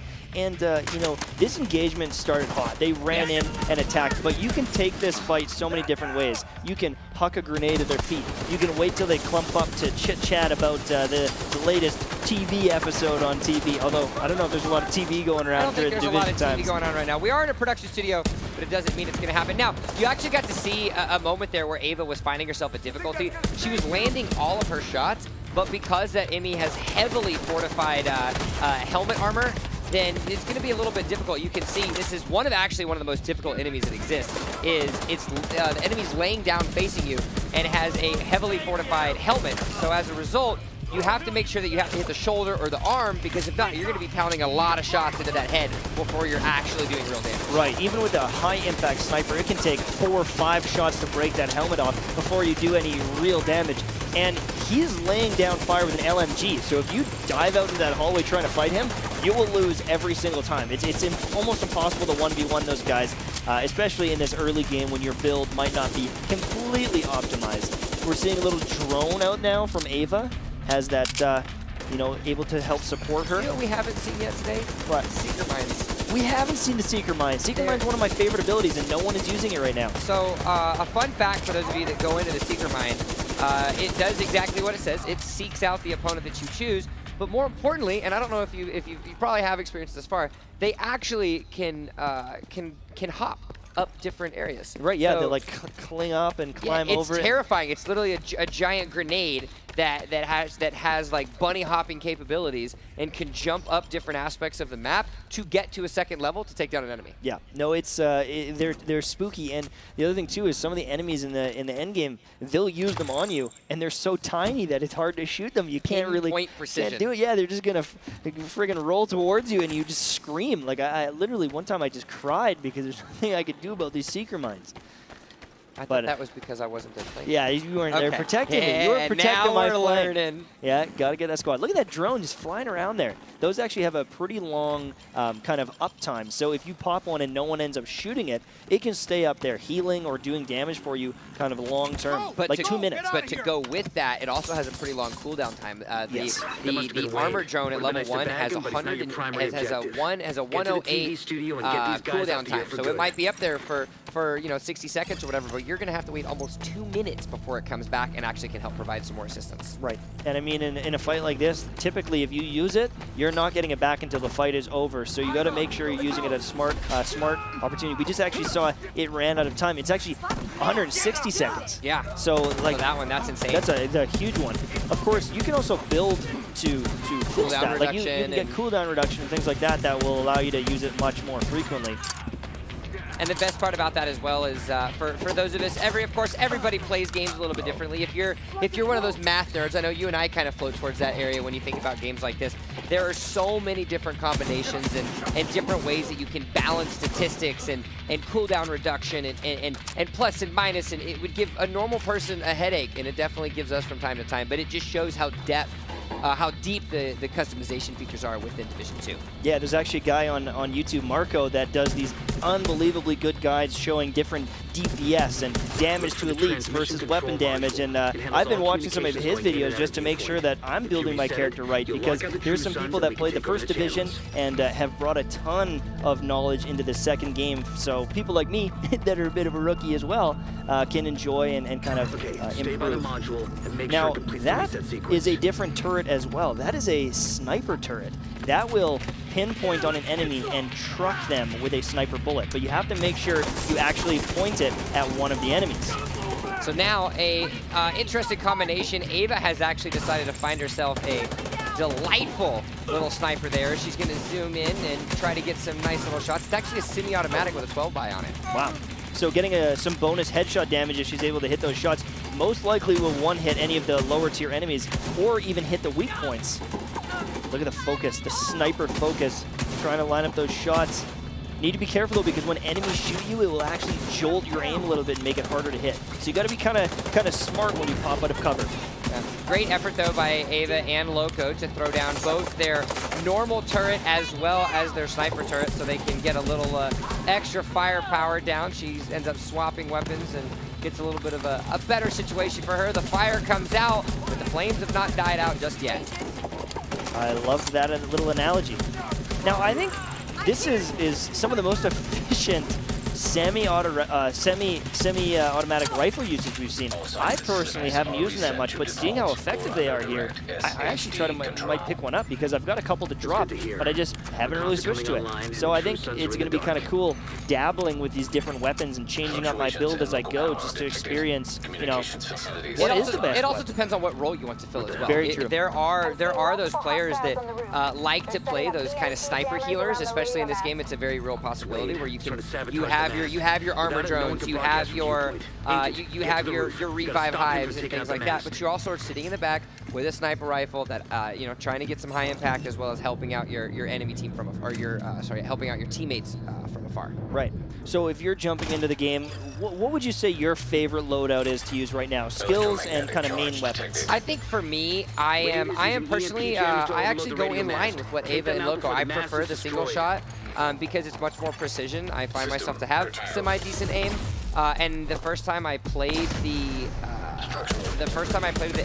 LMG, it was just crazy recoil, and I wasn't a fan of it. So definitely going with a sniper rifle or a single shot, as well as kind of a fully automatic rifle. And then I prefer the armor drone, which kind of helps me out with that, as well as either the seeker mines or kind of just the turret to provide some kind of extra cover fire for me while I'm going through. Oh god, the turrets are so good.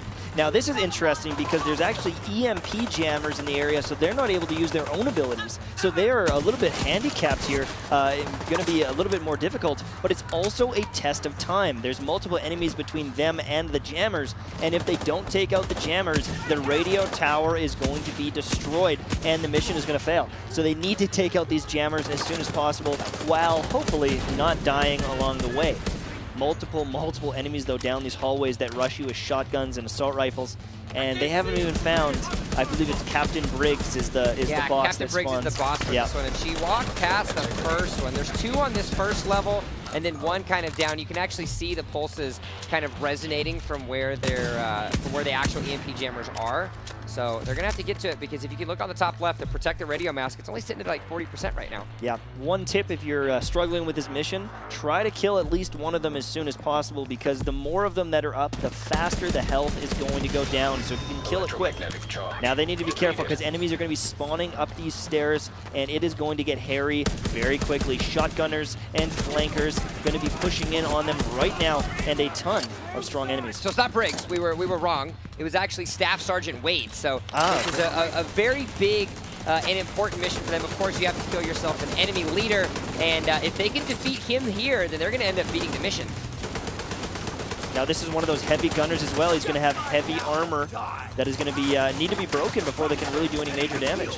Oh, and the helmet's off. He's actually vulnerable right now if they can shoot him in the face. Look at the damage he's dishing out. Oh, we're going to have to wait and come back to that one, because Loco is still up, Ava is down, but we've got the delightful Anna on stage with Matthew, who just got done teaming up with his delightful FaZe Clan fans.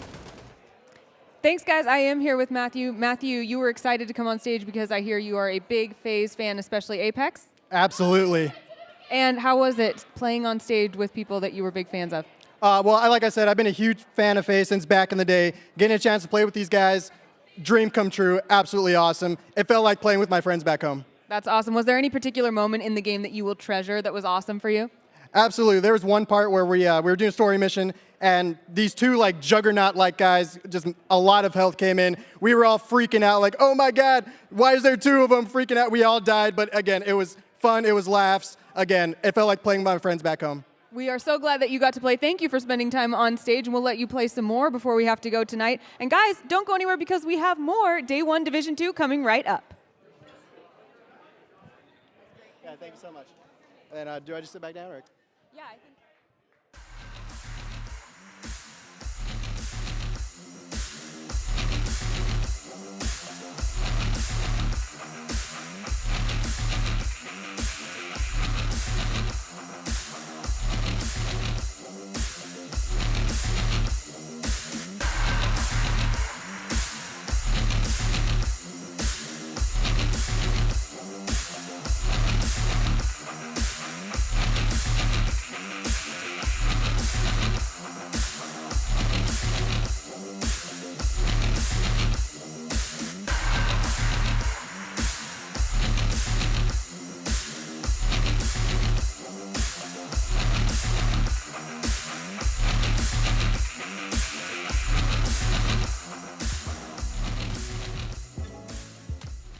Hello, my beautiful friends. I am so excited. My live show, Playtime with Kitty Plays, March 24th in the HyperX Esports Arena, Las Vegas. If you guys register early, then you'll have a chance to play in the custom lobbies with me and my special guest who's going to be joining me, Myth. Let's get it. I'm doing a meet and greet. I've got an exclusive interview with Baker Mayfield and a few other special guests. Registration is open and it's free. I can't wait. March 24th. See you there.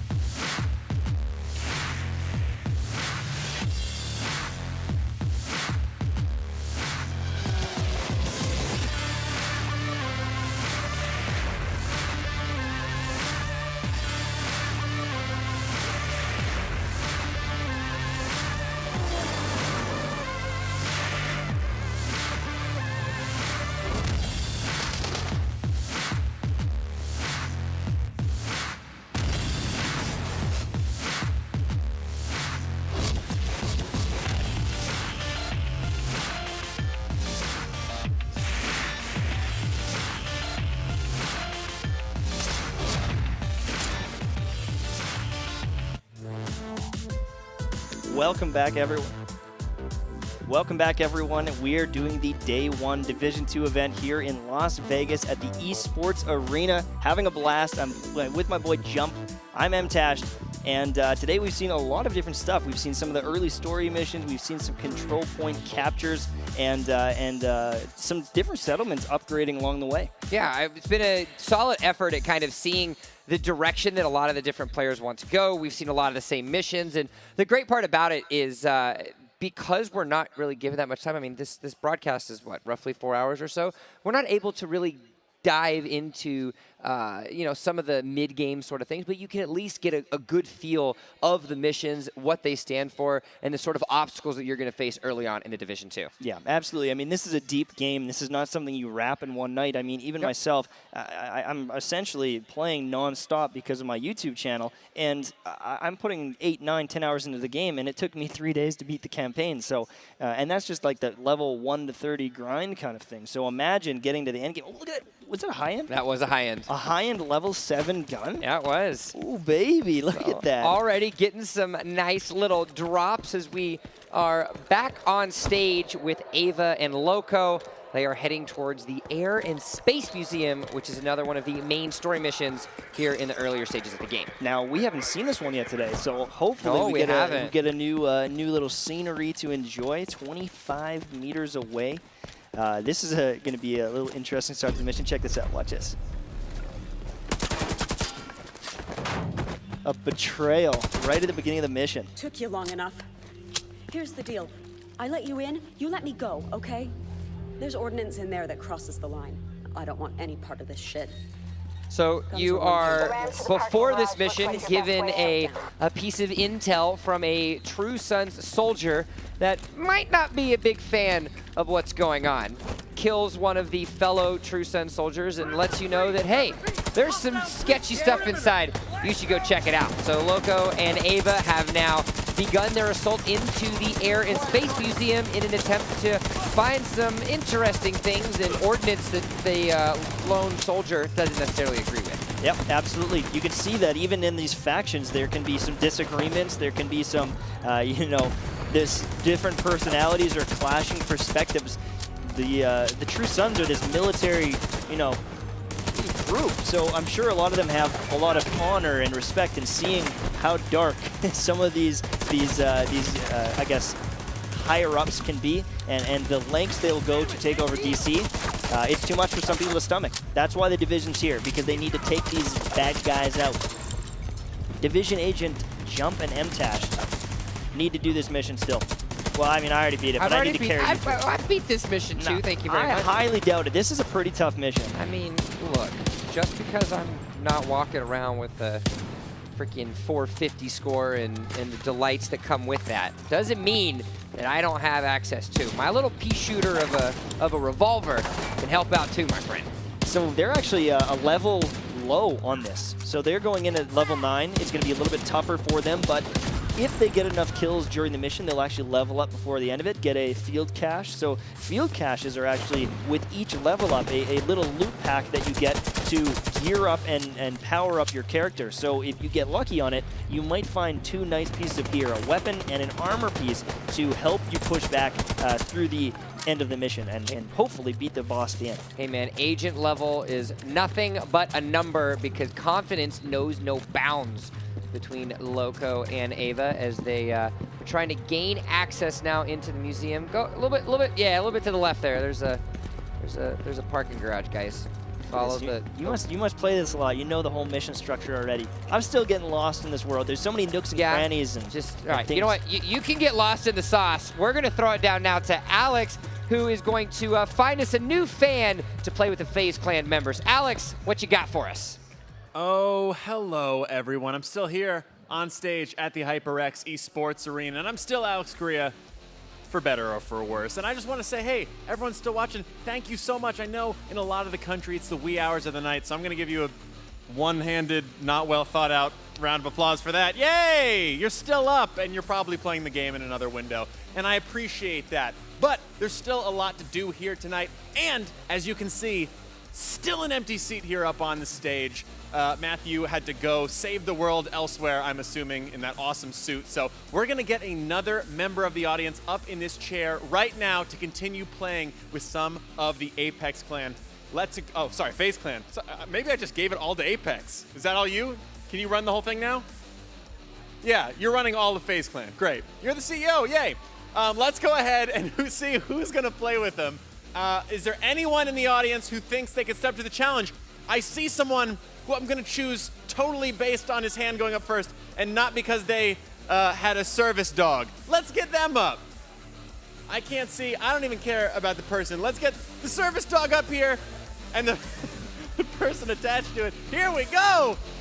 Come on up. Now you can see there's actually a weak spot on that dog. They brought their own partner. There we go. Come on here. Thank you so much. What a good boy, good girl. What a girl? Girl. Sorry, I will ask you your name, but I first have to ask, what is the dog's name? Missy. Missy. Okay, and what's your name? Rachel. Hi, Rachel, Missy. Hey, thank you. Do you have anything to say? Look at that! Did the shake! Round of applause for that. I mean, that was great. This is fabulous. Oh, we're supposed to play the game. You've been playing all night long. How much experience with Division 2 do you have? Just from tonight and then the beta a couple weeks ago from pre-ordering, and I love it. All right, so are you excited to play with FaZe Clan? Do you think you can keep up with these guys? I am. I'm excited. All right, listen, she thinks that she can keep up. I appreciate that. We'll see if that's the case. Are you going to draw any power from your pal here? She gives me all the power in the world. Okay, well, we're going to keep her close. She's going to try to contain. I can see the energy just coursing through her. We'll see if we can keep her satiated. Let's sit you down. Let's get you playing. Let's go ahead and give another round of applause. I'm going to throw back to Jump and MTash right now. Stay tuned for more awesome Division 2 right now. Look at this. I have to sit next to you, and he gets to handshake a dog. I mean, I didn't sign up for this. I'm cute. I wanted a right? dog. All you want to do is terrible things that we're not going to say because the dog's going to definitely have his feelings hurt. But we're going to get back into the action very soon. We've got Rachel that's going to be joining up with the FaZe Clan and talking to him backstage again during that break. And they're still excited. They're still enjoying it. But they have said that they want to try getting into that PvP. So if it happens and if they get in, we might get to see another aspect of Division 2 that we haven't seen just yet. Yep, absolutely. And I mean, we saw some Dark Zone earlier and a couple shenanigans. Not the most successful rogue attempts, but I'm sure that the guys are going to really like that once they get a chance. Getting a squad together in the Dark Zone is probably one of the most fun experiences in all of the Division, if not all of gaming, because it's this tension factor. You've got this loot on your back that you cannot get until you extract it, and so you get some pretty ruthless people out in the Dark Zone that you got to take on and defend your team from. Now we're back with Loco and Ava. They're in the Air and Space Museum. I have been to this one before. Okay, beautiful. Actually, I have been to the Air and Space Museum. It's a great place if you get a chance to go. It looks a little decrepit to me. It does. There's actually, if this is actually the same area that I think it is, there's a part in the, so on the left there, you actually see a very old plane. Yep. In the actual Air and Space Museum, you can go in and kind of see what the old planes were before they were pressurized. And fun fact, my 6'6" frame does not fit in the seats. I tried, it didn't work, I then got yelled at. But now we're in the Division 2 era of Washington, D.C., and we have found some very scary things, such as the weapons factory. So we're taking out some workbenches right now. That has happened, and now it's we need to rid the true sons that are still occupying the weapons factory. Right, they're actually trying to make missiles. They're trying to make some missiles to cause real drama in DC and across the world. Now, these are kind of a military background faction, so they know what they're doing. They're going to be building these bombs. Now, we're clearly seeing, we've seen the hyenas, we've seen the True Sons. I'm not sure we're actually going to be able to see them because we haven't really progressed to a point for it. But there is a third faction, well, fourth, outside of the Black Tusk, which we know you're a fan of, called the Outcasts. Why don't you break us down a little bit of what that third faction is that we haven't really got to see on screen yet? They're psychopaths. They're terrifying. They've got suicide bombers that'll sprint towards you with an explosive vest. They've got some very, very lethal enemies. They throw fire at you.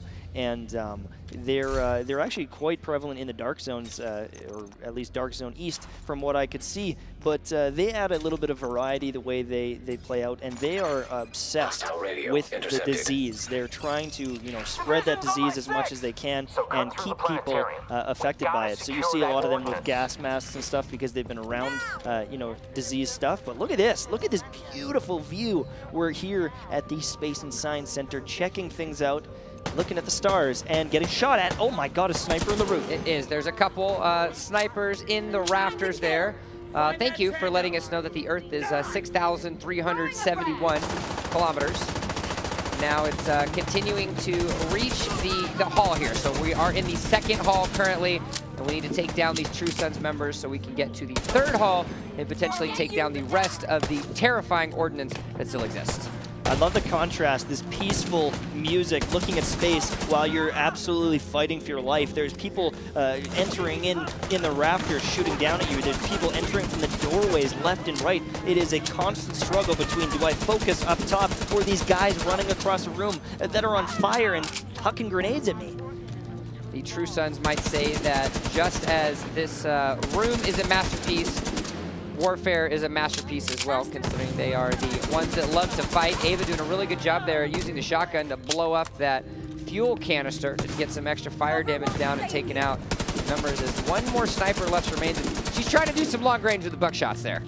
Maybe not the best option, but hey, if you're able to hit your shots, maybe I spoke too soon.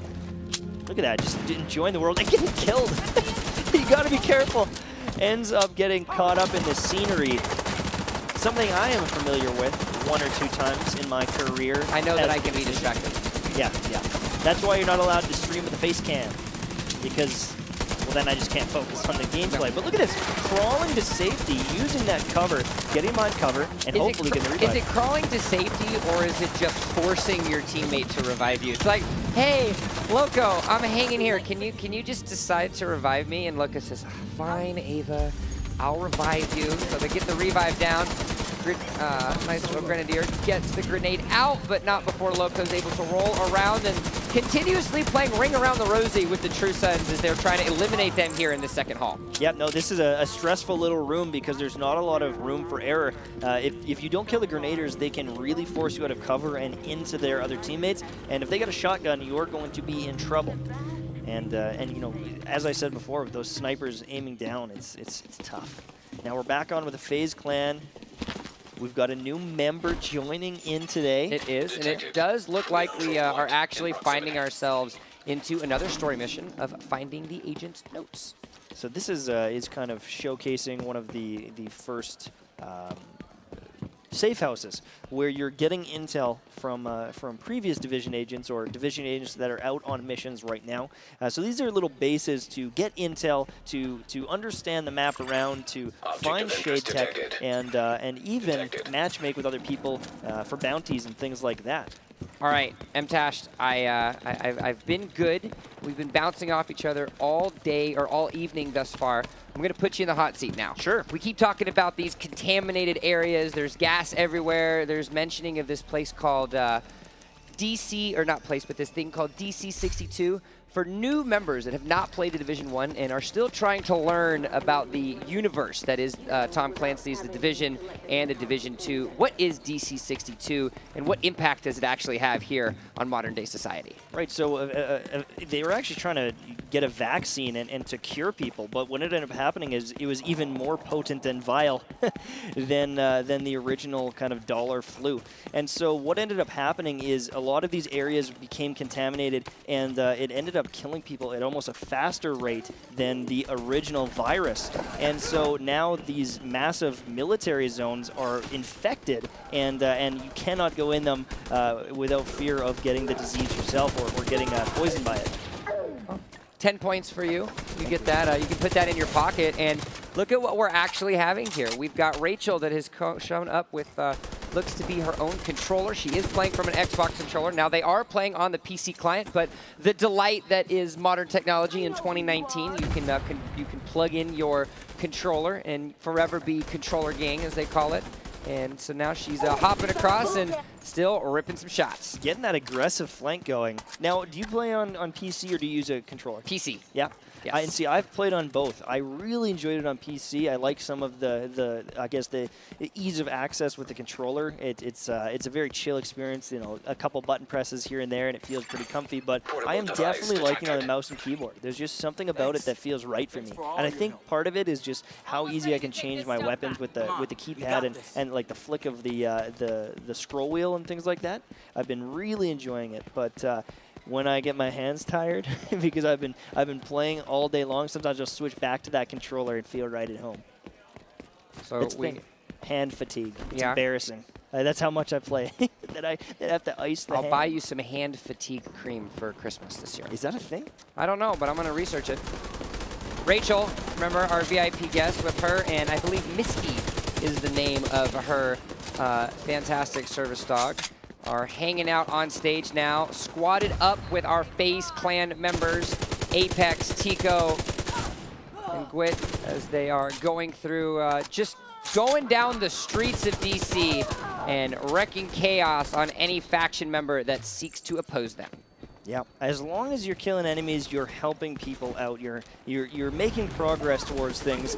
Some of the control points and things like that will definitely be more bang for your buck, but as long as you're killing enemies, there's a chance of getting loot. And I mean, some of the best items I've found is just from finding a random enemy and landing a quick old headshot with that sniper rifle. Look at that, a little SMG, 32 rounds. Very lethal weapon. We haven't seen too much of it today, but honestly, I'm a really big fan of those SMGs, especially if you can get up close and personal. Oh, I think we have just got ourselves into matchmaking. So they're going to load into the matchmaking. We're going to kick back now to the final boss, actually, where we are... no, we're not in the final boss yet. We're heading towards the third hall as we find ourselves on a simulation of Mars. Yep. And this is the part where the aliens attack. Well, it's not actually aliens. It's just even beefier True Suns, guys. There's grenades launching out, and this room is crazy. They just rush in at you and start attacking and pushing across the dunes of desert Mars. Kind of like Las Vegas. It looks a little bit like that, not going to lie. Flew in today from Canada, and it went from snow to desert, and it was a nice little contrast, a nice little change in temperature for me. Did it feel good to not have to be in your snow boots and your snowmobile going across? Yeah, I don't have to wear my parka. I'm going to miss my moose, though. Yeah, you're going to miss your moose? What's your moose's name? Jump. Jump Moose? I'm a moose to you? My antlers are quite glorious now, as they decided to cut right to us as I was deciding to look at you. Thanks, guys. Now look at this. We fought through so many different scenes here, and now we're kind of back out into the main halls of the museum. We're up on the top floor. We were on the bottom, making our way through the building. I love the transition of the missions. The mission design feels natural. It feels like it makes sense. You're moving from kind of area to area, hangar to hangar. And it's complex as well. Yes, we find ourselves, we're in the third hall, which is the third of the three halls, and the objective is simply investigate the area. Well, there's obviously things that we need to find out because the game tells us to, but there's a ton of True Suns here, and it just adds to kind of the complexity of what the different missions create. Is life isn't all just about going in and shooting everyone. There are things that are actually there, and we heard that little tip from the rogue True Sun soldier that there might be some scary things that they need to check out. Yep, now we're jumping into PvP 0-0. We're right at the start of the match, and this is a kind of a control point map. Yeah. We're going to want to try to get the different A, B, and C zones to optimize your points and make sure you get the win, but slaying is important in this game mode. I'm excited to see what the FaZe guys do. Yeah, so we find ourselves in the first PvP/matchmaking portion of the broadcast. We've given you all sorts of topics, all sorts of insider looks at what is in existence with Tom Clancy's The Division 2. Now we're going to get in with the FaZe Clan members as well as Rachel to check out this PvP area, the conflict, and sort of talk about the different game modes that exist within that matchmaking. Yeah, so this one, as we said, is controlling those points. It's kind of A and B right now that they're getting control of, and so they're in a minor lead, but they need to keep the other agents off of those zones to maintain that lead. So slaying is very, very important, using your skills. But again, we see Tico, he's only got one ability. So some of these other agents that he's fighting might have multiple abilities in comparison. And you also have these matchmaking modes where the normalization that we were talking about does exist. So you don't find yourself in a situation where you're sitting on terrible loot and everybody else has great loot. They keep everybody at a very even keel, so that way everybody is just as lethal as the other. Exactly. So for example, if I had a police M4 and you had a police M4, even if mine was level 30, the damage will be the same on it. Exactly the same. There can be some changes with some of your gear for talents, but overall you're going to be almost as close to balance as you can. And you can immediately see that it is active. If you actually look at FaZe Apex's armor count right now, he has a lot of armor, whereas he didn't definitely have as much anywhere near. You can see one bullet also doing 15,000 damage, which is something he wasn't doing a little bit earlier, as now they're finding themselves in a rough spot. It is a shotgun battle to the death. Apex gets down. Next wave is in 13 seconds. He's going to have to rely on his teammates. Yep. I mean, great use of cover there from that player defending B. You've got to use cover in this game mode. It's not as run and gun as other games because you not only have that protective cover, but being in that position of cover gives you better accuracy. We've talked about the different reticles and the stability on the different weapons. Well, if you're not in cover, dueling someone who is in cover, they're going to be laser beaming you with their shots, and you're going to be missing due to that inaccuracy while strafing. Yep. So you can see in the game mode now, they're finding themselves in a capture objective moment. So Rachel already being the helpful member of their team, going to hit off a couple good shots. They're going to get themselves point A and B now, which means with 2 of the 3 points having been captured, they're going to get themselves a decent amount of points now as a drone is kept going around, and she's going to have to take it down because if not, bad things are going to happen for their team. Yeah, I love the kind of dynamics that those skills bring in because you saw how many bullets had to go in to kill that drone. It's a real good way to distract players or whittle them down, and it gets taken out by a beautiful shot. A couple of those FaZe members going down right now, and so this B point is going to get contested very soon. 3 now down, and it is a 3-on-1 situation pretty much for the red team. Still almost 100 points behind though. Less than 8 minutes left remaining, 272 points in favor of Tico and the rest of the FaZe clan members, plus Rachel, of course. Now, 2 of those points are captured by the enemy team right now, so they are going to accumulate some points a little bit quicker. And Tico taking his time now, trying to assess the area, figuring out where they are. Going to try to get, lots of damage there, but it's not going to be enough. That LMG hitting like a truck, 31 shots in the magazine, and actually multiple enemies trying to contest this B point. They're doing a great job holding it down. Grenades going out, and Tico getting taken out. This is actually a very formative, a very strong team. It's getting closer and closer as they hold this B point, closing the gap on that lead. And it shows the difficulty as well if you don't have both of your skill points in something of reference, because those extra damages are going to help you. The pulse in this situation isn't going to provide too much utility. Gwit does a good damage on Desert Fox there, but it's not going to be enough. You can see the precision, the dedication and determination in his eyes between those glasses. He is zoomed in, ready to go, but you can see that this red team is holding down this lane pretty much perfectly. They're in cover, they're holding down their lanes while in cover for extra accuracy, and you can't push in on this. And it shows the importance of precise, what I like to call in games, calculated aggression. They're hiding behind cover and picking those opportune moments to pop out, do a little bit of damage, and then decide to come back. And yet again, Apex and the FaZe members fall. As a nice little shotgun to the face is going to finish them off. Rachel, on the other hand, is going to try to go for a wide flank here. They do have their home base kind of secured, but those 2 bases with B and C point being secured by the enemy team, not looking good for this point acclamations. You're halfway to victory. So they're halfway there now. It is 6 minutes left, but they are behind by 30 points now. Getting chased from behind, going into that C spawn, and it's a 1v1, but gets taken out. Beautiful shots from Zachman, one of the players out in the world we match made against. FaZe now pushing into B. There's 5.5 minutes left, and players continually going down. We've got a bit of a flank from FaZe on that right side. B getting some pressure now, multiple angles, a little bit of a 1v1 situation under cover, but it looked like he got taken out on the other side of the wall. Conscious decision there by Apex to not fully finish the teammate down. He can decide to do this. He's going to try to throw down a little bit of a grenade. I think he wanted to lay down the suppression fire. No, he doesn't do it just yet. Gonna be a lot of damage coming up from the other side. He doesn't decide to finish the player, so they are still left alive. Not gonna be able to force a respawn. In this situation, it does provide the advantage because they aren't able to respawn and help out their team. Another down goes down, but that's actually gonna be his teammate. Apex gonna have to save him. Now he's got to make a decision. Does he go for that revive or does he go for the kill? Trying to stay reloading that weapon. Gets a shotgun out. One shot, two shot, but taken out. Caleb Bob with the accurate shot to the face. Caleb Bob has actually been slaying this game. Now getting some control of that B, getting some shots in now as they push in this player, getting a little bit caught off guard. You guys have to be careful because this is a third-person game with you know, the ability to go into cover. You can hide behind it and really catch people off guard with smart positioning. Gwit only having 8 left remaining. He's gonna have to hold and try to see if he can use an armor kit, but it's not gonna be enough.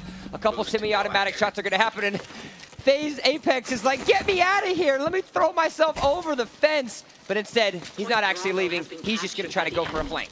Now with this lack of abilities, we are kind of seeing it come into play here. We're seeing drones and healing and stuff coming from the other team where the FaZe guys and Rachel, they only have 1 or 2 abilities between them. Look at this, a turret up there. They're forced to take that out.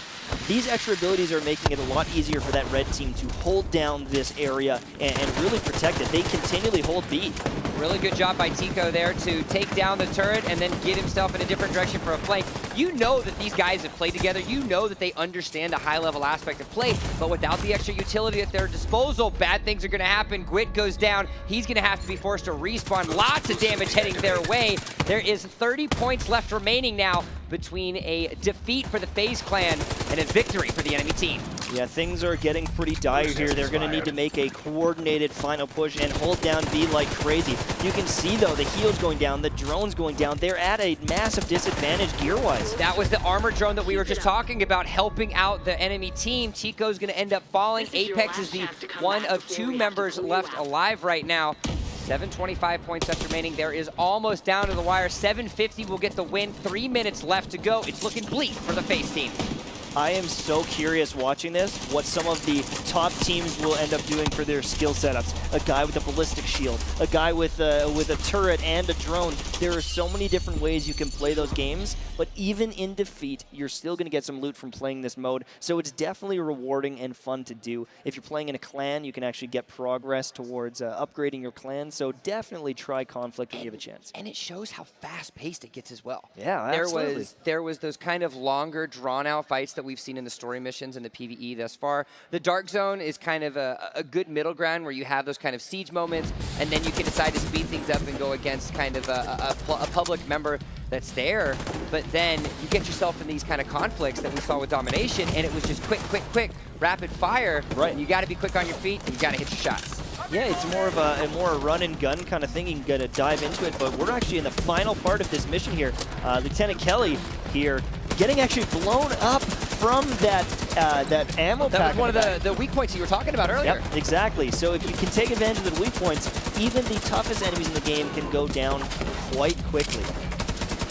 So immediately jumping from the FaZe clan over to Ava and Loco, we're getting to see kind of some of the distinct differences in the game modes that exist. I know we've been talking a lot about the PvE. We got our first glance of kind of the PvP matchmaking and the conflict that exists within the Division 2. And already you can see that different pacing shows the depth of the game and the different options based on what you enjoy playing. Right. Variety is the spice of life as well. I mean, I don't really care how I'm getting loot, as long as I'm getting loot, but having these varied options that are so distinctly different is a very good sign, especially for the longevity of this game. If this is something you want to pick up and play long term, I think you're going to have a great pickup here if you pick up the Division today. It launched tonight.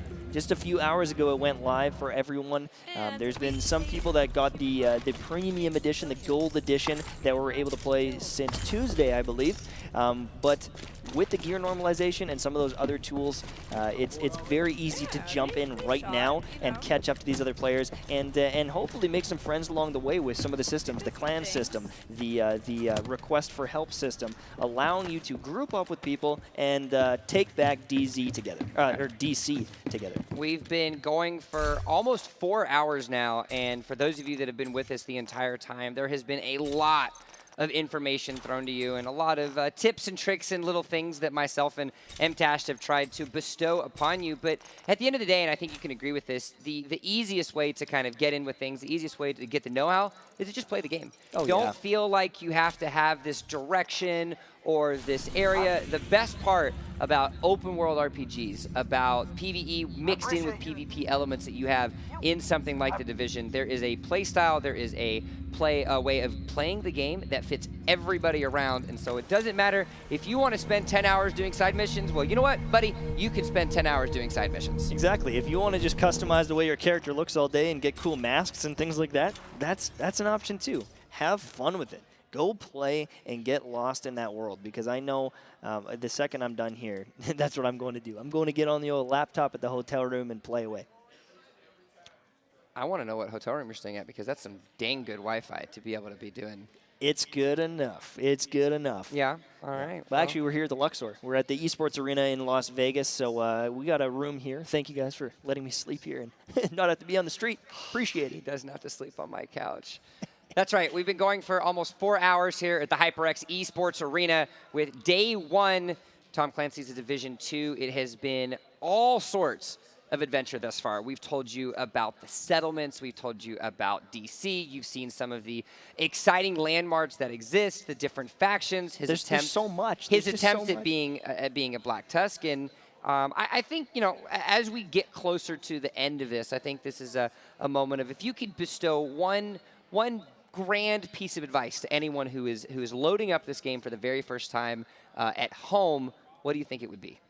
I think my one tip would be to utilize your skills. They're so powerful, and I said it earlier in the cast, so maybe you guys missed it. Turret and the healing chem launcher, an amazing combination. Write it down. Take the one note down. They're just so powerful. The other one is the Restorer Hive Grenade. It allows you to revive yourself after you go down, even if you're playing by yourself. So instead of just being down and out, it'll pop you back up. You can get another chance. So I think skills are just so important in this game. The guns are a big thing. The gear is a big thing, but those skills, they just bring so much utility to the team.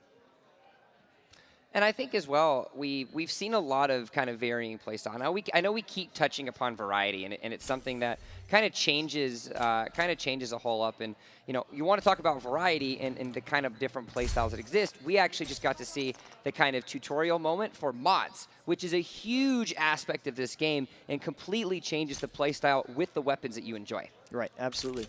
You can mod up your gun to do more long-range headshot damage. You can get critical hit chance, things like that. And this mod system, you know, we only have a small portion of the mods. You're going to have to play through the game and do side missions and things like that to unlock all of them. But once you do, you can turn a weapon that has 30 shots in the magazine to 60 shots in the magazine. And if you're willing to give up a stat here or there, you can really change how the weapons perform. I think that's a big thing to kind of consider is you're not going to find yourself with a loadout that is just, this is overpowered, this is crazy because it just maxes out all your stats. No.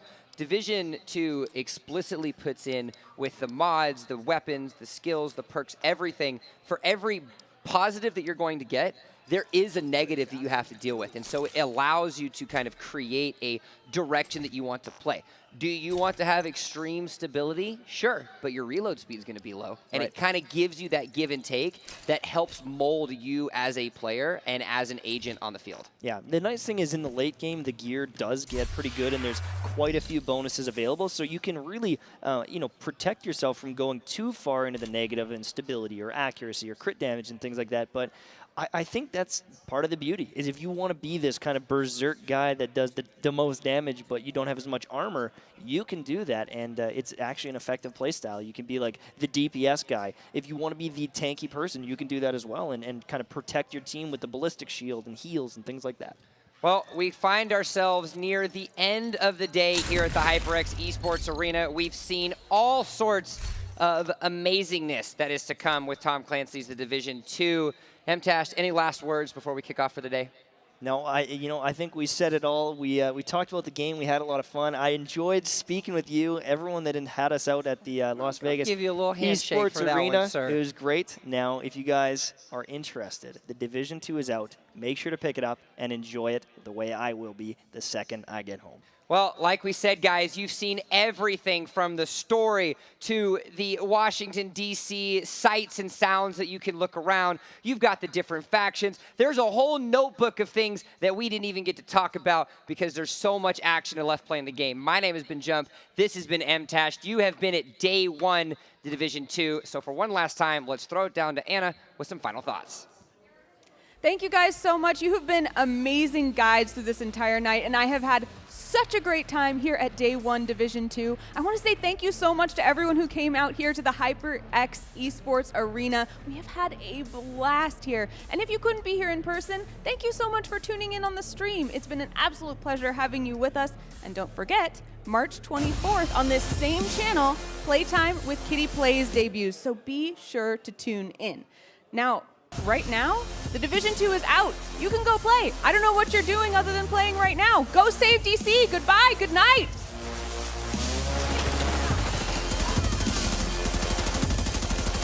You can see these guys, they're dialed in. They're just consuming this.